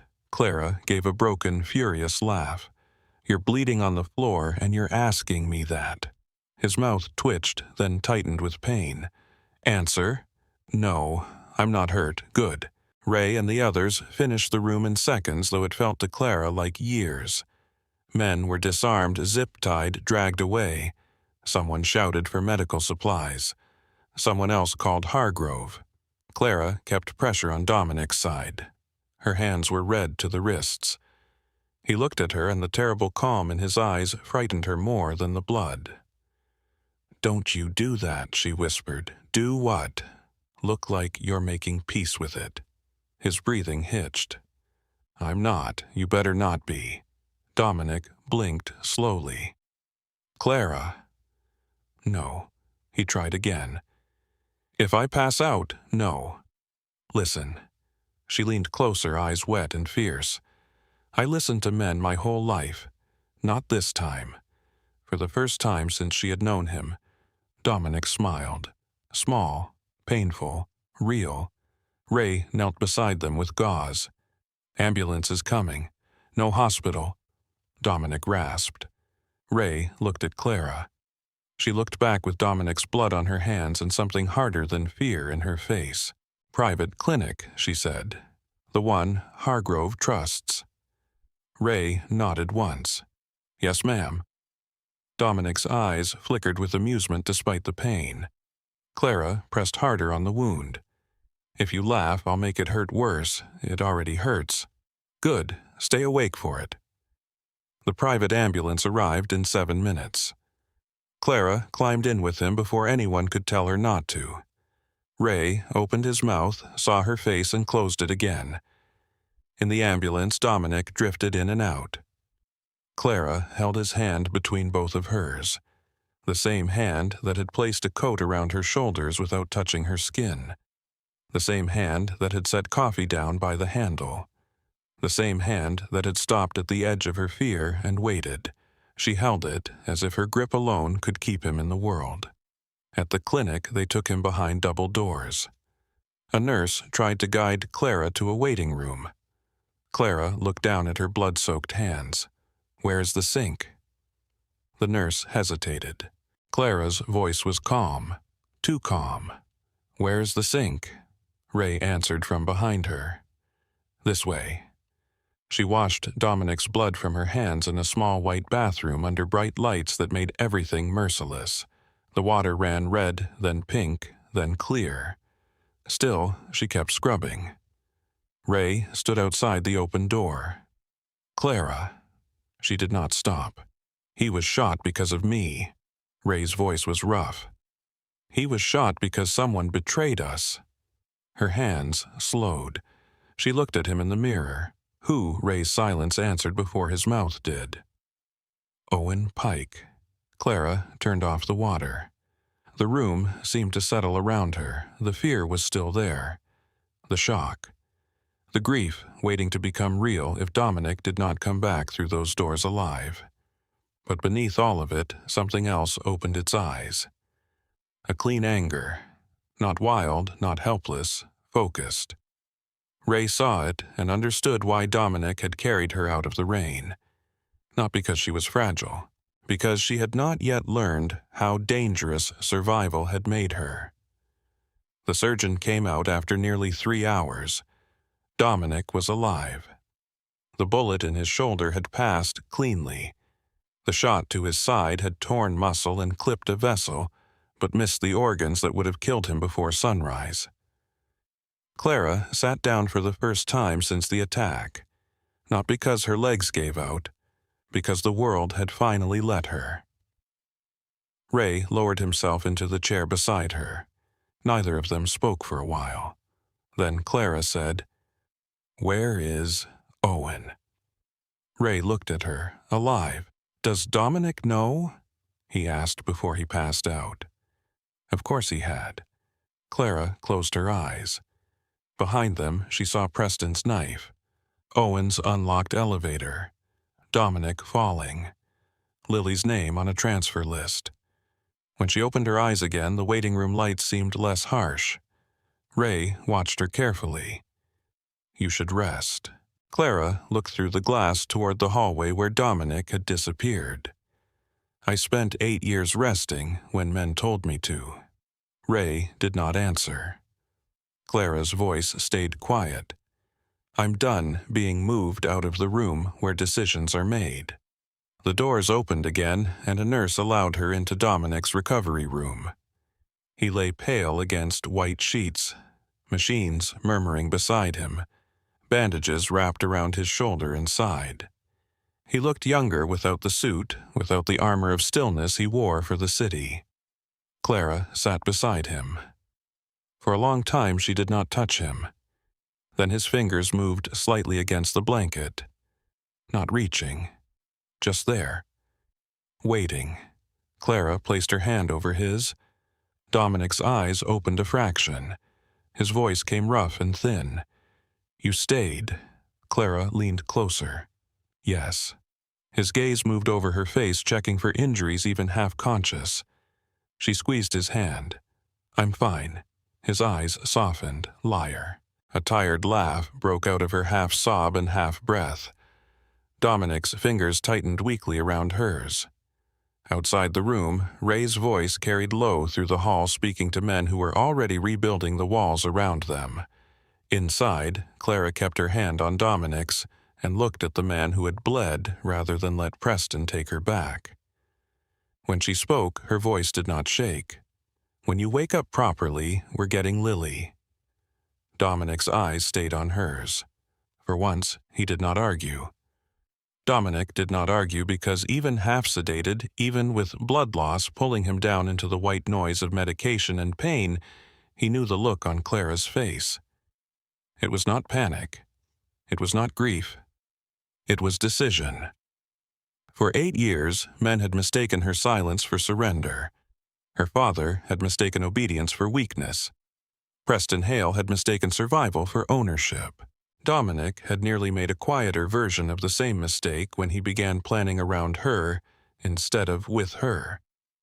He saw that now in the way she sat beside his hospital bed, one hand still wrapped around his, her shoulders straight despite exhaustion, her eyes red but clear. "When you wake up properly," she had said, "we're getting Lily." Dominic looked at her through the blur of pain medication. "All right." Ray, standing near the door, turned his head as if he had misheard. Clara did not. She only nodded once, as if she had not asked for permission and had not expected resistance. Then she leaned back in the chair without letting go of Dominic's hand. The clinic room smelled of antiseptic rain, damp wool, and blood that had been cleaned too quickly to erase its memory. A monitor clicked beside the bed. Beyond the frosted glass wall, Ray's men moved in low voices, rebuilding a perimeter around a wounded king, and the woman Preston Hale had failed to drag back into the dark. Dominic slept for 6 hours. Clara did not. She watched the rise and fall of his chest. She counted the pauses between each breath until they became steady enough that her own body remembered how to breathe with him. Twice a nurse came in to check the bandages. Twice, Clara stood and moved aside before being asked. The nurse was kind older, with silver at her temples, and eyes that had seen enough private clinic nights to know when a woman was holding herself together with both hands. "You can rest," the nurse said quietly during the second check. Clara looked at Dominic's pale face. "I am." The nurse did not correct her. Near dawn, Ray entered with 2 coffees and a paper bag of beignets from a place Clara recognized from childhood. Her mother used to bring them home on Sunday mornings, powdered sugar dusting the front of her dress, Lily, laughing as she licked her fingers before breakfast. Clara looked at the bag too long. Ray noticed and set it on the small table. Figured you might need something that isn't clinic coffee. Clara took the cup, but not the food. Did you find Owen Ray's expression changed? Yes. Where is he? In a room downstairs, alive. For now. Clara looked toward Dominic. He asked for that. He did. Why Ray stood beside the window with his arms folded. Because Dominic does not kill questions before they answer. Clara took a slow sip of coffee. It burned her tongue. She welcomed the pain because it was small and honest. What did Owen say that Preston paid him? First for information, then for access. His mother is sick. There were debts. Preston pressed all the right places. Clara's hand tightened around the cup. That is what he does. Ray looked at her, finds the soft part. No, Clara said. He convinces you the soft part is your fault. Ray absorbed that in silence. The first thing Dominic asked when he woke was not about his wound. It was not about Owen. It was not even about Preston. Has Hale moved, Lily? Clara stood from the chair so fast, pain sparked beneath her ribs. Ray crossed the room. Not yet. We have eyes on the Bennett house. Everett is inside. Lily's bedroom light went out at 10:40 last night. No extra security visible beyond the usual 2 men at the gate. Dominic blinked slowly, fighting through the medication. Visible is a word men use when they want to get surprised. Ray nodded. We're pulling thermal from the adjacent property. Clara moved to the foot of the bed. Her room is on the 2nd floor facing the magnolia tree. There is a balcony door, but it sticks when the weather is humid. The alarm sensor on that door has been broken since I was 17. My father never fixed things that did not embarrass him in public. Dominic turned his head toward her. Ray did too. Clara continued, voice steady. There are cameras over the front gate, the driveway, and the east garden. The west wall has an old blind spot near the service path. The housekeeper uses it when she smokes. The kitchen door code is my mother's birthday, unless my father changed it. He did not, Ray said. We checked utility access logs, same system. Clara looked at him. You already checked? Ray lifted one shoulder. I like being alive. Dominic's mouth moved faintly. Clara looked back at him. I am going, no. The word came out before he could soften it. The room went still. Clara's face did not close. It sharpened. Dominic inhaled with effort. Clara. No, say what you mean. His eyes held hers. You were stabbed less than 3 weeks ago. Hale's men breached my home last night. One of my own people betrayed us. Your sister's house may already be watched. You are not walking into that. Clara stepped closer to the bed. Lily is my sister, I know. No, Dominic, you know the fact. You do not know what it feels like to leave a child behind with wolves and then wake up every morning tasting it. Pain moved across his face, and for a second she knew she had hit Grace's name without saying it. She regretted the wound, but not the truth. Dominic spoke quietly. I know what it is to arrive too late. Clara's voice softened, but it did not yield. Then do not ask me to sit in a room while someone else walks up those stairs. Ray stared at the floor. The monitor kept its steady rhythm. Dominic looked at Clara for a long time. He looked for fear and found it. Of course, he found it. She was afraid in every breath. But beneath the fear was something larger, something Preston had spent years trying to kill and had only buried deep enough to grow roots. Agency. Dominic closed his eyes briefly. When he opened them, the argument was over. You go in with Ray. Clara released a breath she had not known she was holding. Dominic continued. You do exactly what he says if the situation changes.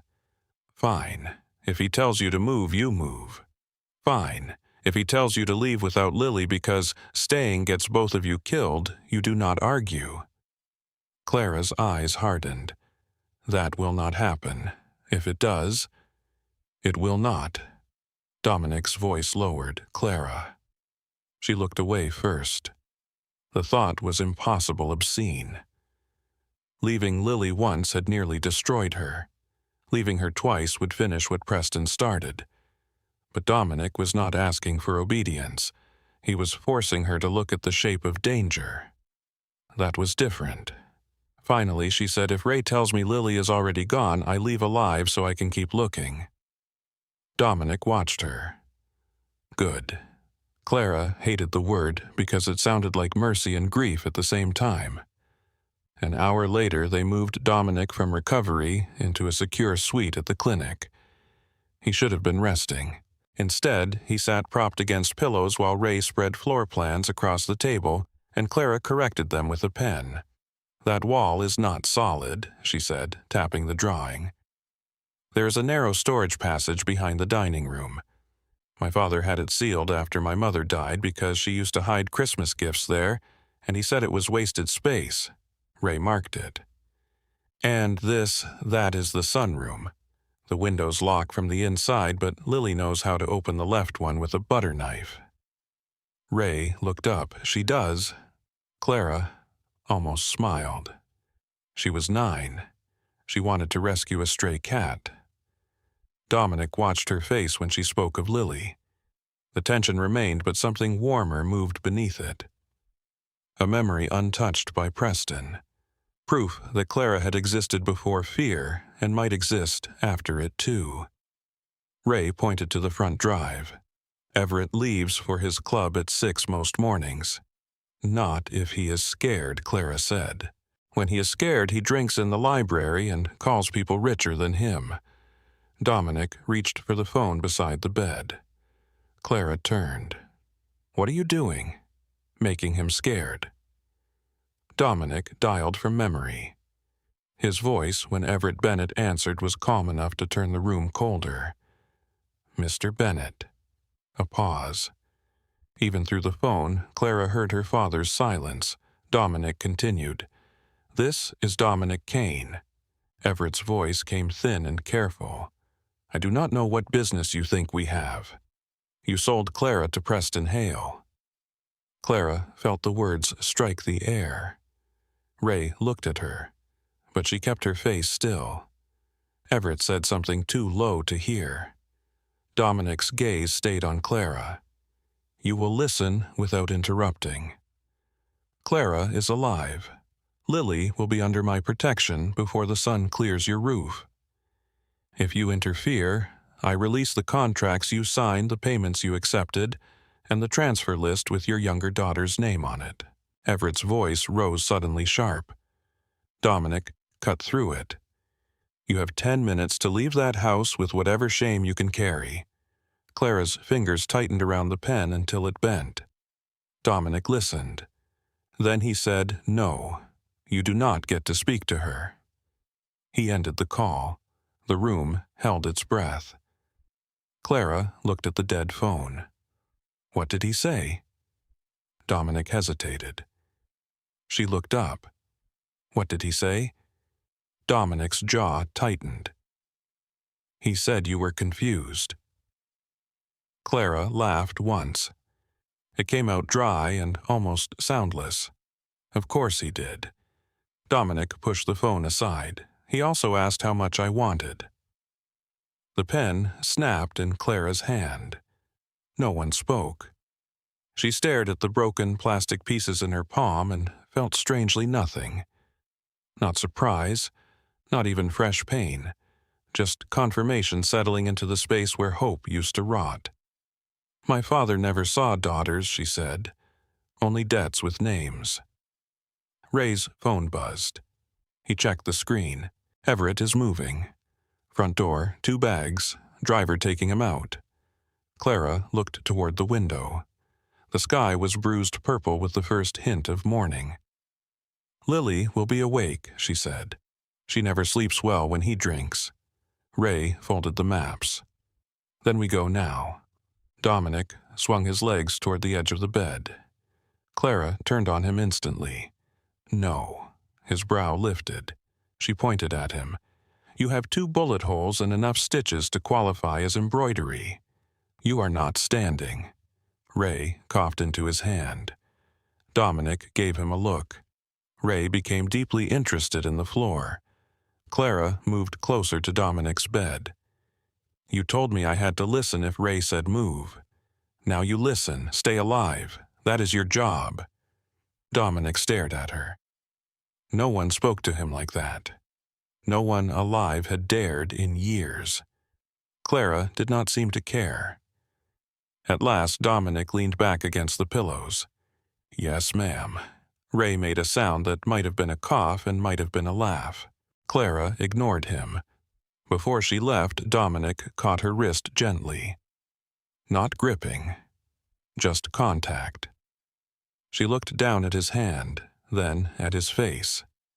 His voice dropped so only she could hear. "You come back." It was not an order, that was what hurt. Clara covered his hand with hers. "I am bringing Lily, I know. And I am coming back." His thumb moved once against her skin. Then he let go.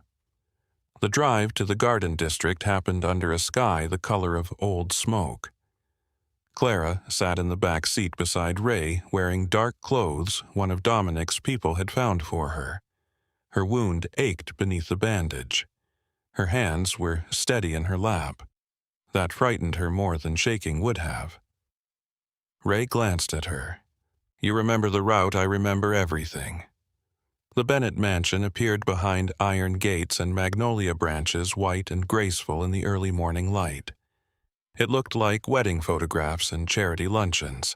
It looked like old money and good manners. It looked like the kind of house people lowered their voices to praise. Clara knew where the floorboards creaked. She knew which bedroom door had once locked from the outside.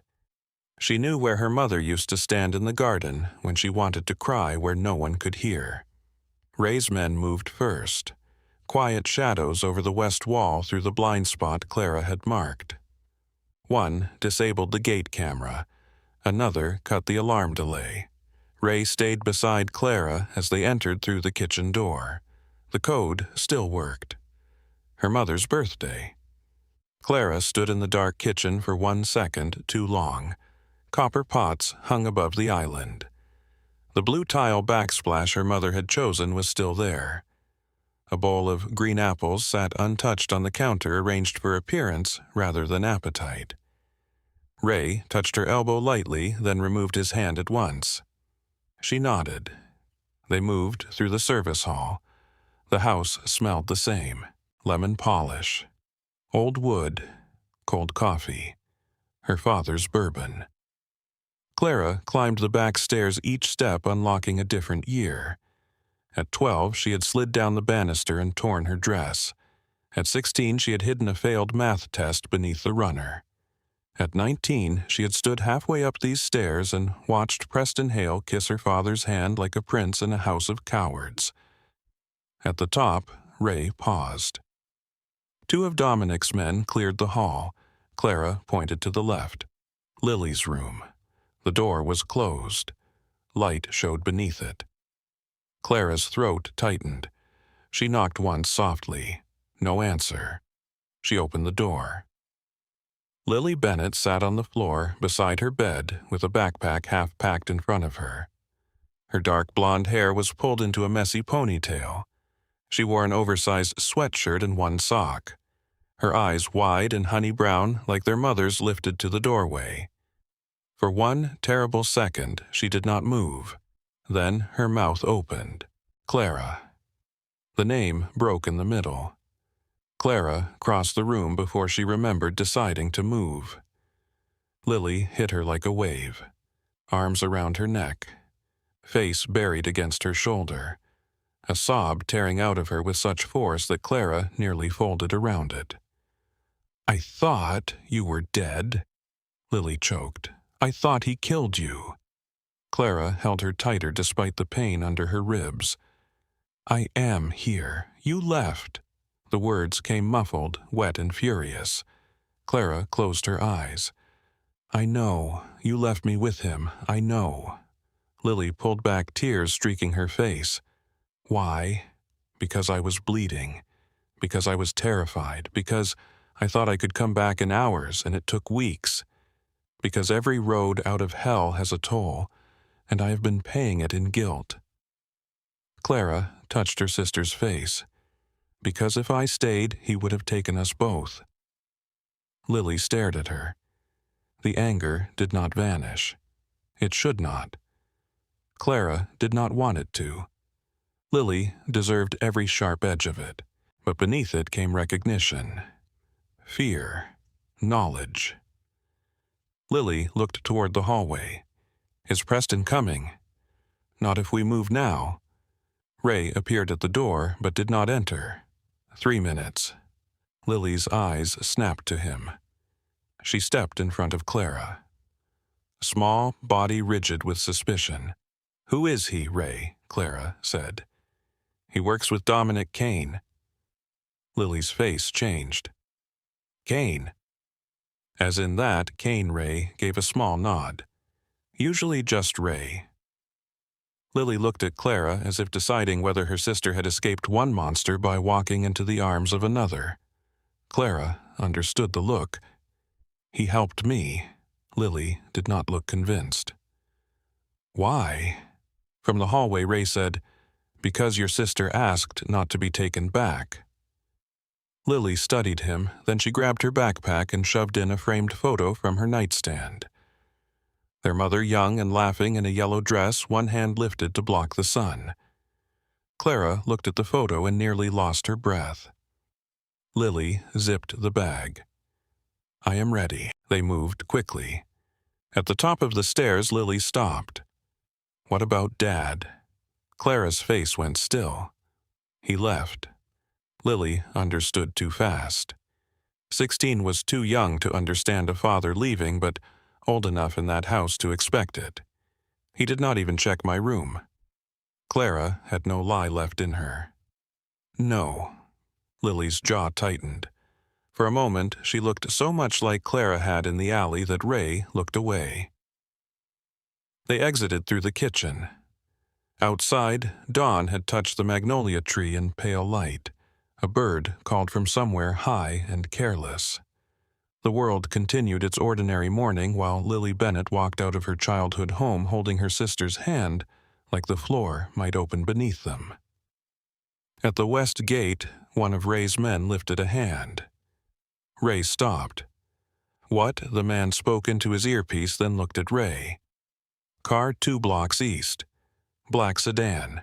Same plate family as Hale's security fleet. Ray's face hardened. Clara pulled Lily closer. Ray looked at her. We moved to the second vehicle. No, Clara said. Ray paused. She pointed toward the service alley behind the property. There is a gardener's exit behind the carriage house. It opens onto Britannia. My mother used it when she wanted to walk without my father's driver following her. Ray studied her for half a second. Then he nodded. Lead. Clara led. Not because she was fearless, because she knew the house that had raised and betrayed her. They slipped through the rear path, past wet hedges and old brick, past the carriage house where Clara had once hidden with Lily during thunderstorms, and told her stories about girls who escaped towers without waiting for princes. The gardener's gate was rusted but unlocked. Lily looked at it. You remembered. Clara pushed it open. I remembered everything that might save you. They reached the second vehicle on Britannia Street. Ray got Lillian first, then Clara.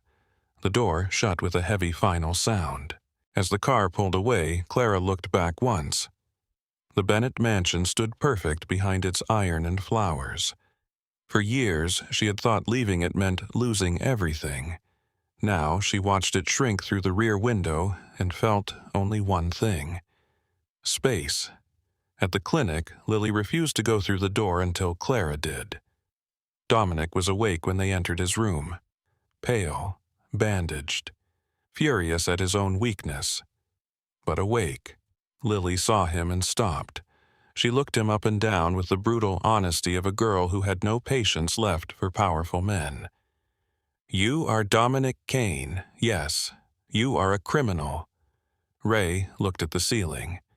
Dominic did not blink. "Yes." Lily stepped closer to Clara. "And I am supposed to trust you." "No." That answer caught her. Dominic's voice was calm. "You are supposed to trust your sister. If she says, leave, you leave. If she says, stay, you stay. If she says, I am no longer safe to be near Ray, will take you both somewhere I cannot find you." Ray's eyes moved sharply to Dominic, but he said nothing. Lily stared at Dominic. "You would let her go?" Dominic looked at Clara. "If she chooses to." Clara felt the words settle inside her like a key turning. Lily looked between them. Something in her guarded little face shifted not into trust, but into the beginning of possibility. "Fine," she said. "But if you hurt her, I do not care how scary you are." Dominic's mouth softened.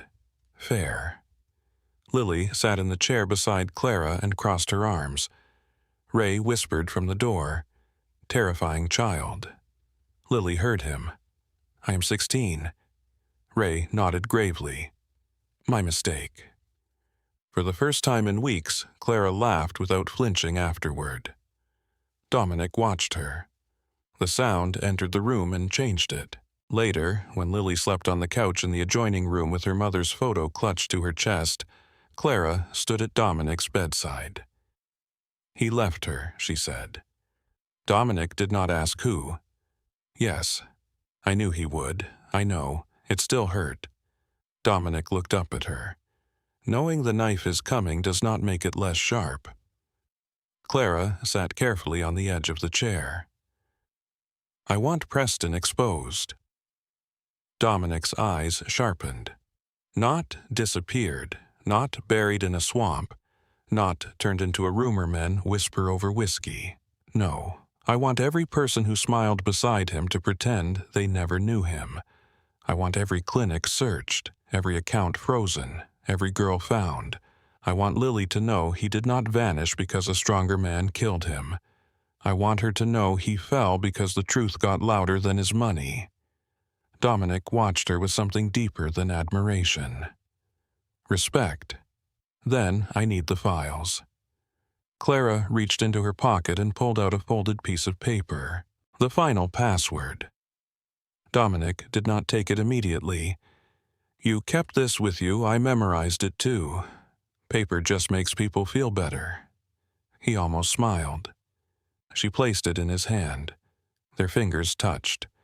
This time Clara did not pull away. Dominic looked at the paper, then back at her. Once this starts, he will try to destroy whatever he can reach. Clara glanced toward the room where Lily slept. "He has already done that." Her voice lowered. "Now we do it back." Dominic folded the paper once carefully.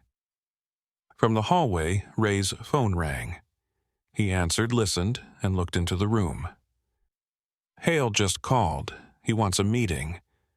Dominic's expression went cold. Clara stood.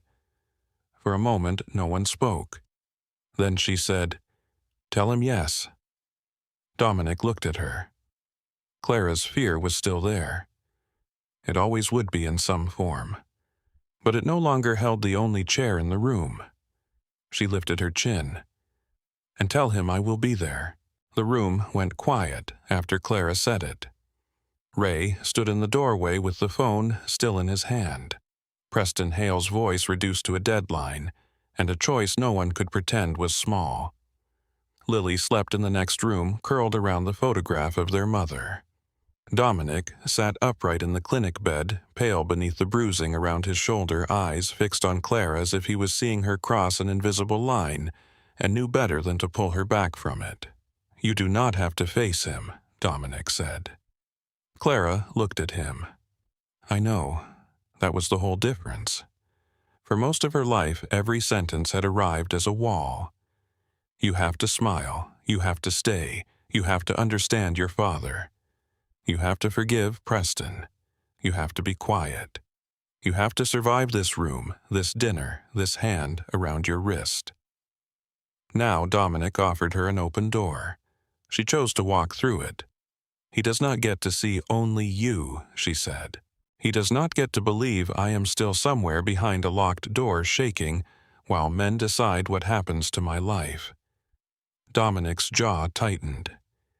He will try to hurt you with words. He taught me all of them. He will try to make you doubt yourself. He already did. He may lose control. Clara stepped closer to the bed. Then let him do it in a room full of witnesses. Ray looked from Clara to Dominic. Dominic did not speak for a long moment. Machines hummed beside him. Dawn had become morning behind the blinds. The city outside kept moving, ignorant of the fact that one of its cleanest monsters had finally run out of darkness. Dominic held out his hand. Clara placed the folded paper with the final password in his palm. His fingers closed around it. Not alone, he said. No, Clara answered. Not anymore. The meeting was set for that evening at Bella Vita, an Italian restaurant downtown that had been closed for renovations for 6 weeks. Preston chose it because men like Preston loved empty, beautiful rooms. They made cruelty feel expensive. Dominic agreed because Ray already owned the security company that held the keys. By late afternoon, Bella Vita looked ready for a private dinner. White tablecloths, crystal glasses, candles burning low, a bottle of red wine breathing on the center table. Silverware placed with perfect symmetry.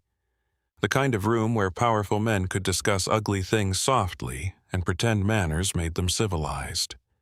Clara arrived through the rear entrance with Ray at her side. She wore a black coat over a simple dark dress. Her hair was tied back. No jewelry except her mother's small gold pendant which Lily had pressed into her hand before she left the clinic. Lily had not begged her to stay. That almost broke Clara more than if she had. Her sister had stood in the clinic doorway, eyes too old for 16, and said, "Make him hear you." Clara had nodded because speaking would have ruined her. Dominic was already inside the restaurant. He should not have been standing. Hargrove had made that very clear in language that grew more colorful each time Dominic ignored him. But Dominic Kane had built his life around appearing unbreakable, and that evening he looked every inch the man New Orleans feared. Black suit, white shirt, no tie. Bandage hidden beneath the fabric pane hidden behind stillness. Only Clara saw the stiffness in his left side. Only Clara knew what it cost him to stand. When she entered, his eyes found hers first. Not the door, not Ray, not the exits. Her. "Are you all right?" he asked. Clara walked to the table and looked at the place set across from Dominic. No. Dominic's gaze softened. She looked up at him. "But I am here." He nodded once. That was enough. Ray moved through the room with quiet efficiency. 2 of Dominic's men were dressed as kitchen staff. Another waited in the alley. Federal agents were positioned outside, not because they trusted Dominic, but because the evidence had given them something no honest prosecutor could ignore, and something no corrupt one could bury without witnesses. The files had been opened that afternoon. Clinic transfers, shell accounts, names of missing women, payment logs, photographs, routes. Messages in Preston's own words, cold and careless, treating human beings like shipments that had to arrive undamaged enough to be sold. 3 reporters had also received copies. Ray had chosen them carefully. 1 local, 1 national. 1 who hated Dominic enough to verify everything twice. The city was already listening. It just did not know whose voice had started the noise. At 7:43, Preston Hale walked in. He wore navy blue tailored perfectly. His hair was combed back. His cufflinks flashed under the chandelier. 2 bodyguards followed him, both large, both alert, both too confident for men who had not noticed the exits belonged to someone else. Preston smiled when he saw Dominic. Then he saw Clara. The smile did not vanish. It froze in place. For years, Clara had known that smile better than her own reflection. Preston wore it when donors praised him, when judges shook his hand, when her father handed over another piece of her life and called it family business. He wore it after he hit her, when he brought ice and apologies and made himself the wounded one.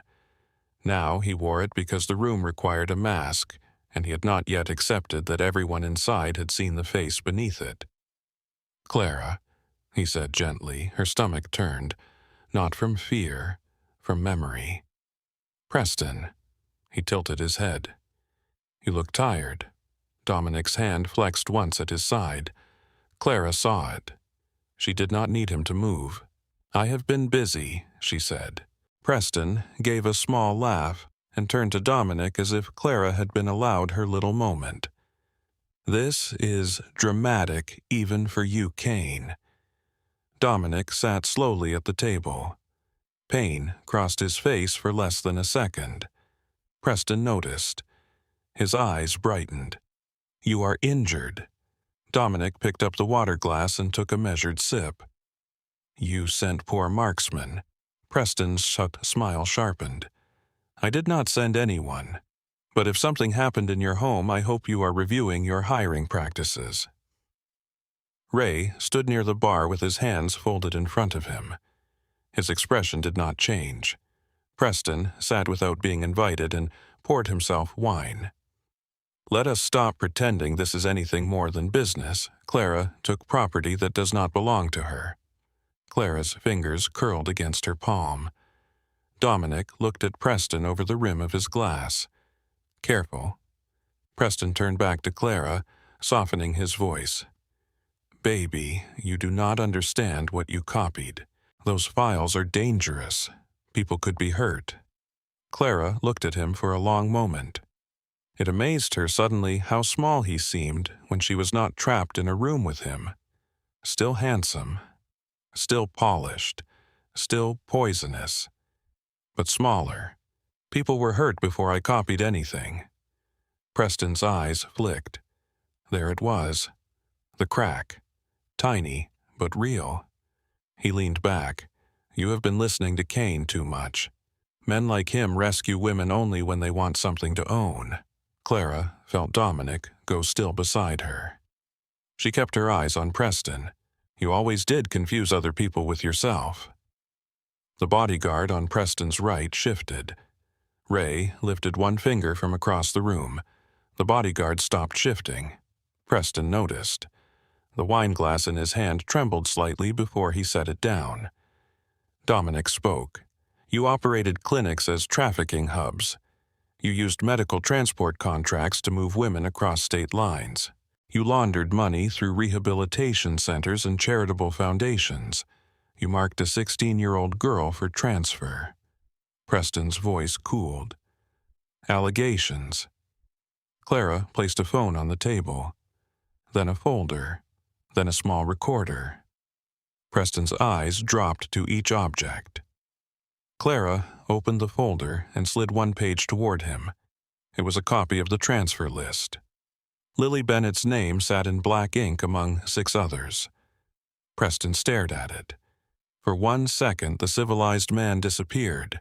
Something flat and vicious looked out through his eyes. Clara saw it and did not flinch. "You should have killed me in the warehouse," she said. Dominic's eyes moved to her, but he did not interrupt. Preston's mouth tightened. "Do not be vulgar." Clara almost laughed. Vulgar. That was the word he chose. Not cruel, not evil, not unforgivable. Vulgar. "You put a knife under my ribs," she said. "You put girls in trucks and called them patients. You signed Lily's name onto a route like she was a box of supplies. But my language offends you." Preston leaned toward her. His voice dropped into the tone he used in private, the one that used to turn her blood cold. "You forget yourself." The restaurant went silent. Clara heard the candles hiss softly in their glass holders. She heard the city beyond the windows. She heard her own heartbeat steady now, not because she was calm, but because her body had finally understood something her mind already knew. He could not take her back with a voice. Not anymore. "No," she said. "I remembered myself." Dominic watched Preston's face, the red rising beneath his collar, the hand tightening, the eyes beginning to search the room for leverage. That was the thing about men who survived by control. The moment they lost it, they became visible. Preston turned to Dominic. "What do you want?" Dominic's voice was almost bored. "Nothing you can give me. Money." Dominic said nothing. "Roots?" "Nothing. Names." Dominic set his glass down with exact care. "I already have them." That was when Preston understood. Not fully, but enough. His face paled beneath the expensive tan. Dominic continued. "The files went to federal agents this afternoon. So did the account records. So did the clinic schedules. Your father was detained at a private airfield outside Baton Rouge 2 hours ago. Your accounts in the Caymans are frozen. Houston is already cutting ties. The board of your foundation is pretending they never met you." Preston looked at Clara. "You stupid girl." Dominic stood. The movement was controlled, but the pain beneath it turned Clara's stomach. He walked around the table and stopped beside Preston's chair. Preston's bodyguard stepped forward. Ray's men stepped out of the kitchen. Everyone stopped. Dominic leaned down, voice low. "If you speak to her like that again, the agents outside can collect what remains of you." Preston swallowed. Then Clara stood too. Dominic turned his head slightly. She looked at him. "I need to say it." He stepped back. That single movement told the room everything. Dominic Kane could have ended Preston with one word, one gesture, one bullet from a man no one had noticed. Instead, he gave the floor to Clara. Preston stared at her with hatred now undisguised. Good. She preferred him honest. "You spent 8 years teaching me silence," Clara said. "You taught me how to read footsteps, how to hide bruises, how to smile at dinner with blood in my mouth. You taught me where men like you keep passwords and which lies sound expensive enough to be believed." Her voice did not rise. It did not need to. "You thought fear made me weak. It made me careful." Preston's face twisted. "Clara." "No." The word cut him off cleanly. For once he obeyed it. "You do not get to say my name like you own it. You do not get to call me confused. You do not get to call what you did love. You were never a storm. You were never fate. You were a man with money, a knife, and too many locked doors." The sirens came faintly then. Not loud yet, just close enough. Preston heard them. His eyes darted toward the entrance. Ray spoke from the bar. "I would not." Preston looked at Dominic. "You think prison will hold me?" Clara answered before Dominic could. "No, I think the truth will." The front doors opened. Federal agents entered with weapons low but ready. Behind them came 2 state investigators and a woman Clara recognized from a news segment about organized crime prosecutions. Preston's bodyguards were disarmed before they finished deciding whether pride was worth dying for. An agent read Preston his rights. Preston stared at Clara the entire time. As they pulled his hands behind his back, the mask cracked completely. "You think this makes you free," he spat. "You think he is any different, Kane will ruin you too." Clara stepped closer. Dominic did not stop her. She looked at Preston Hale, the man who had once filled every room with dread, and felt no lightning strike of victory. No music. No clean ending. Just breath. Her own breath moving in and out, belonging to her. "He may be dangerous," she said. But you are the only man here who ever needed me afraid to feel powerful." Preston lunged against the agents. They held him. For one flashing second, Clara saw the warehouse again. The knife, the bulb, the wet concrete. Then the image passed. Preston was dragged toward the door. His polished shoes slipped slightly on the restaurant floor. That, more than the handcuffs, made him look defeated. When the doors closed behind him, the restaurant seemed too quiet. Clara sat down before her knees could betray her. Dominic came to her side, but he did not touch her. Clara. She looked at her hands. They were shaking now, all at once. Dominic lowered himself into the chair beside her with difficulty. "Look at me." She did. "You are here." She breathed in. "You are not in the warehouse," another breath. "You are not in his house," a third. He left in handcuffs. Her eyes filled. She laughed once through the tears. He looked so angry. Dominic's gaze softened. "Yes, I thought I would feel bigger." "What do you feel?" Clara wiped her face with the heel of her hand. "Tired." Dominic nodded. "That is allowed." Ray approached, then stopped when he saw her face. His voice was gentler than usual. "Lily is safe. Hargrove is with her at the clinic. She wants to know if you yelled." Clara laughed again properly this time, though it broke in the middle. "Tell her I did not need to." Ray smiled. "I will." Dominic tried to stand, and failed to hide the pain this time. Clara rose instantly. "You are going back to the clinic." "I am fine. You are bleeding through your shirt." He looked down. A small dark stain had appeared near his side. Ray sighed. "Hargrove is going to kill you before Hale gets sentenced." Dominic looked annoyed. Clara slipped her arm beneath his right side, careful of the wound. He went still. She felt it. Not resistance, surprise. She looked up at him. "You can lean on me." His eyes held hers. "Clara, you can."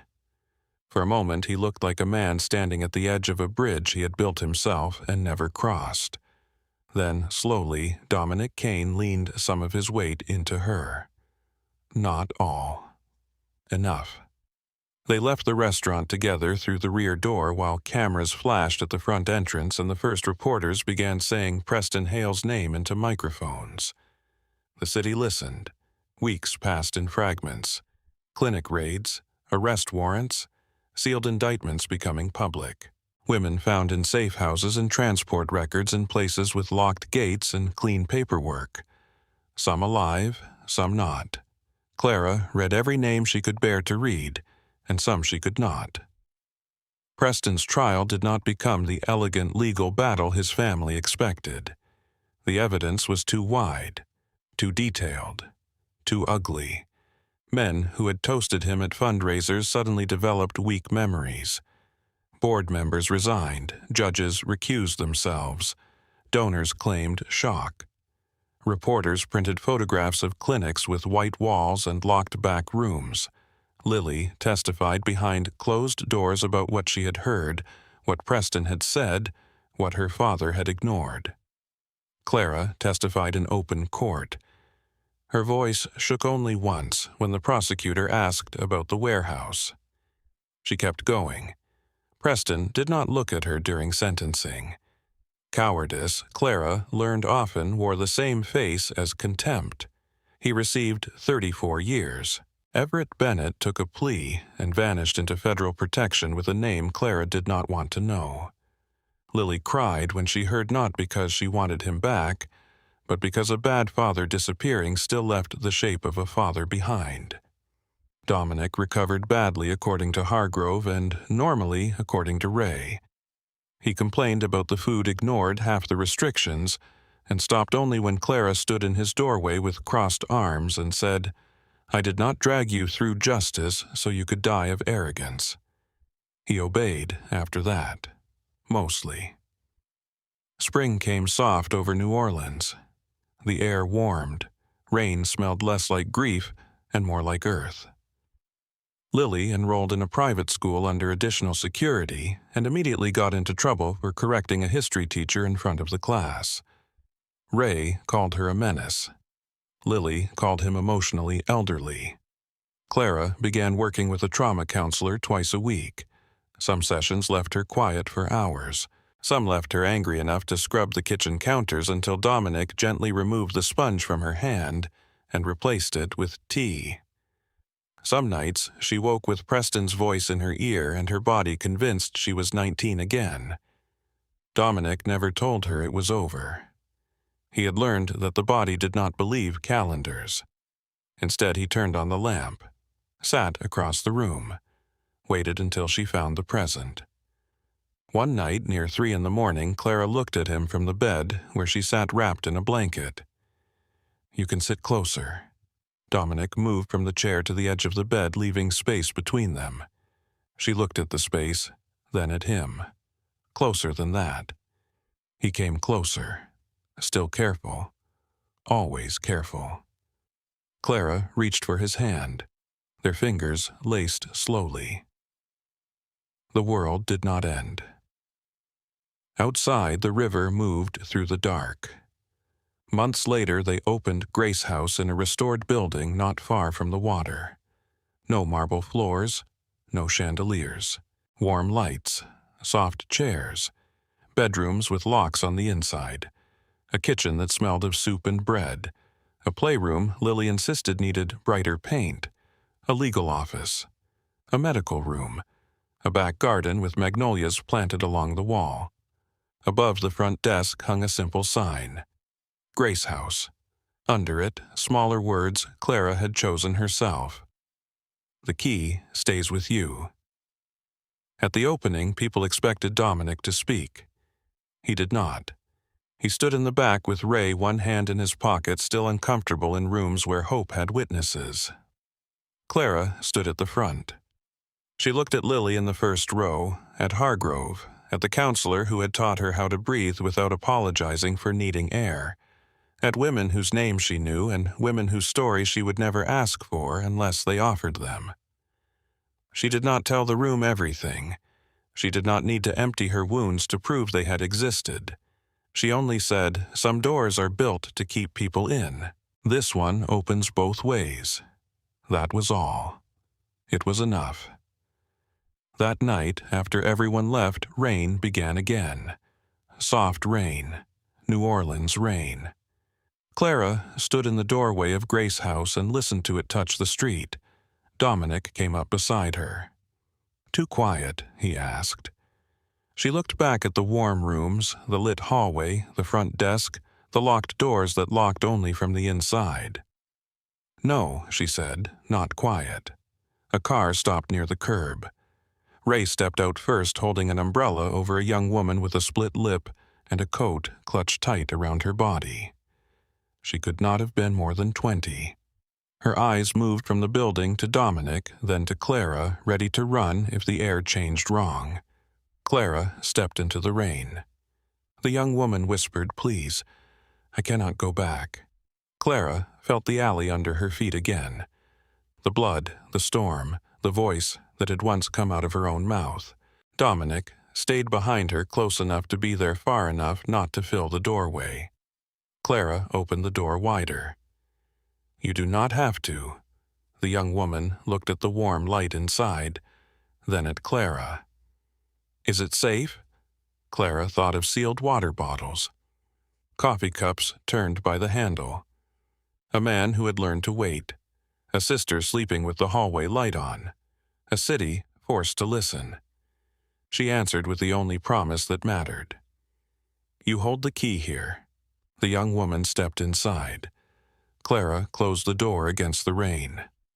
Not to keep anyone trapped, to keep the monsters out.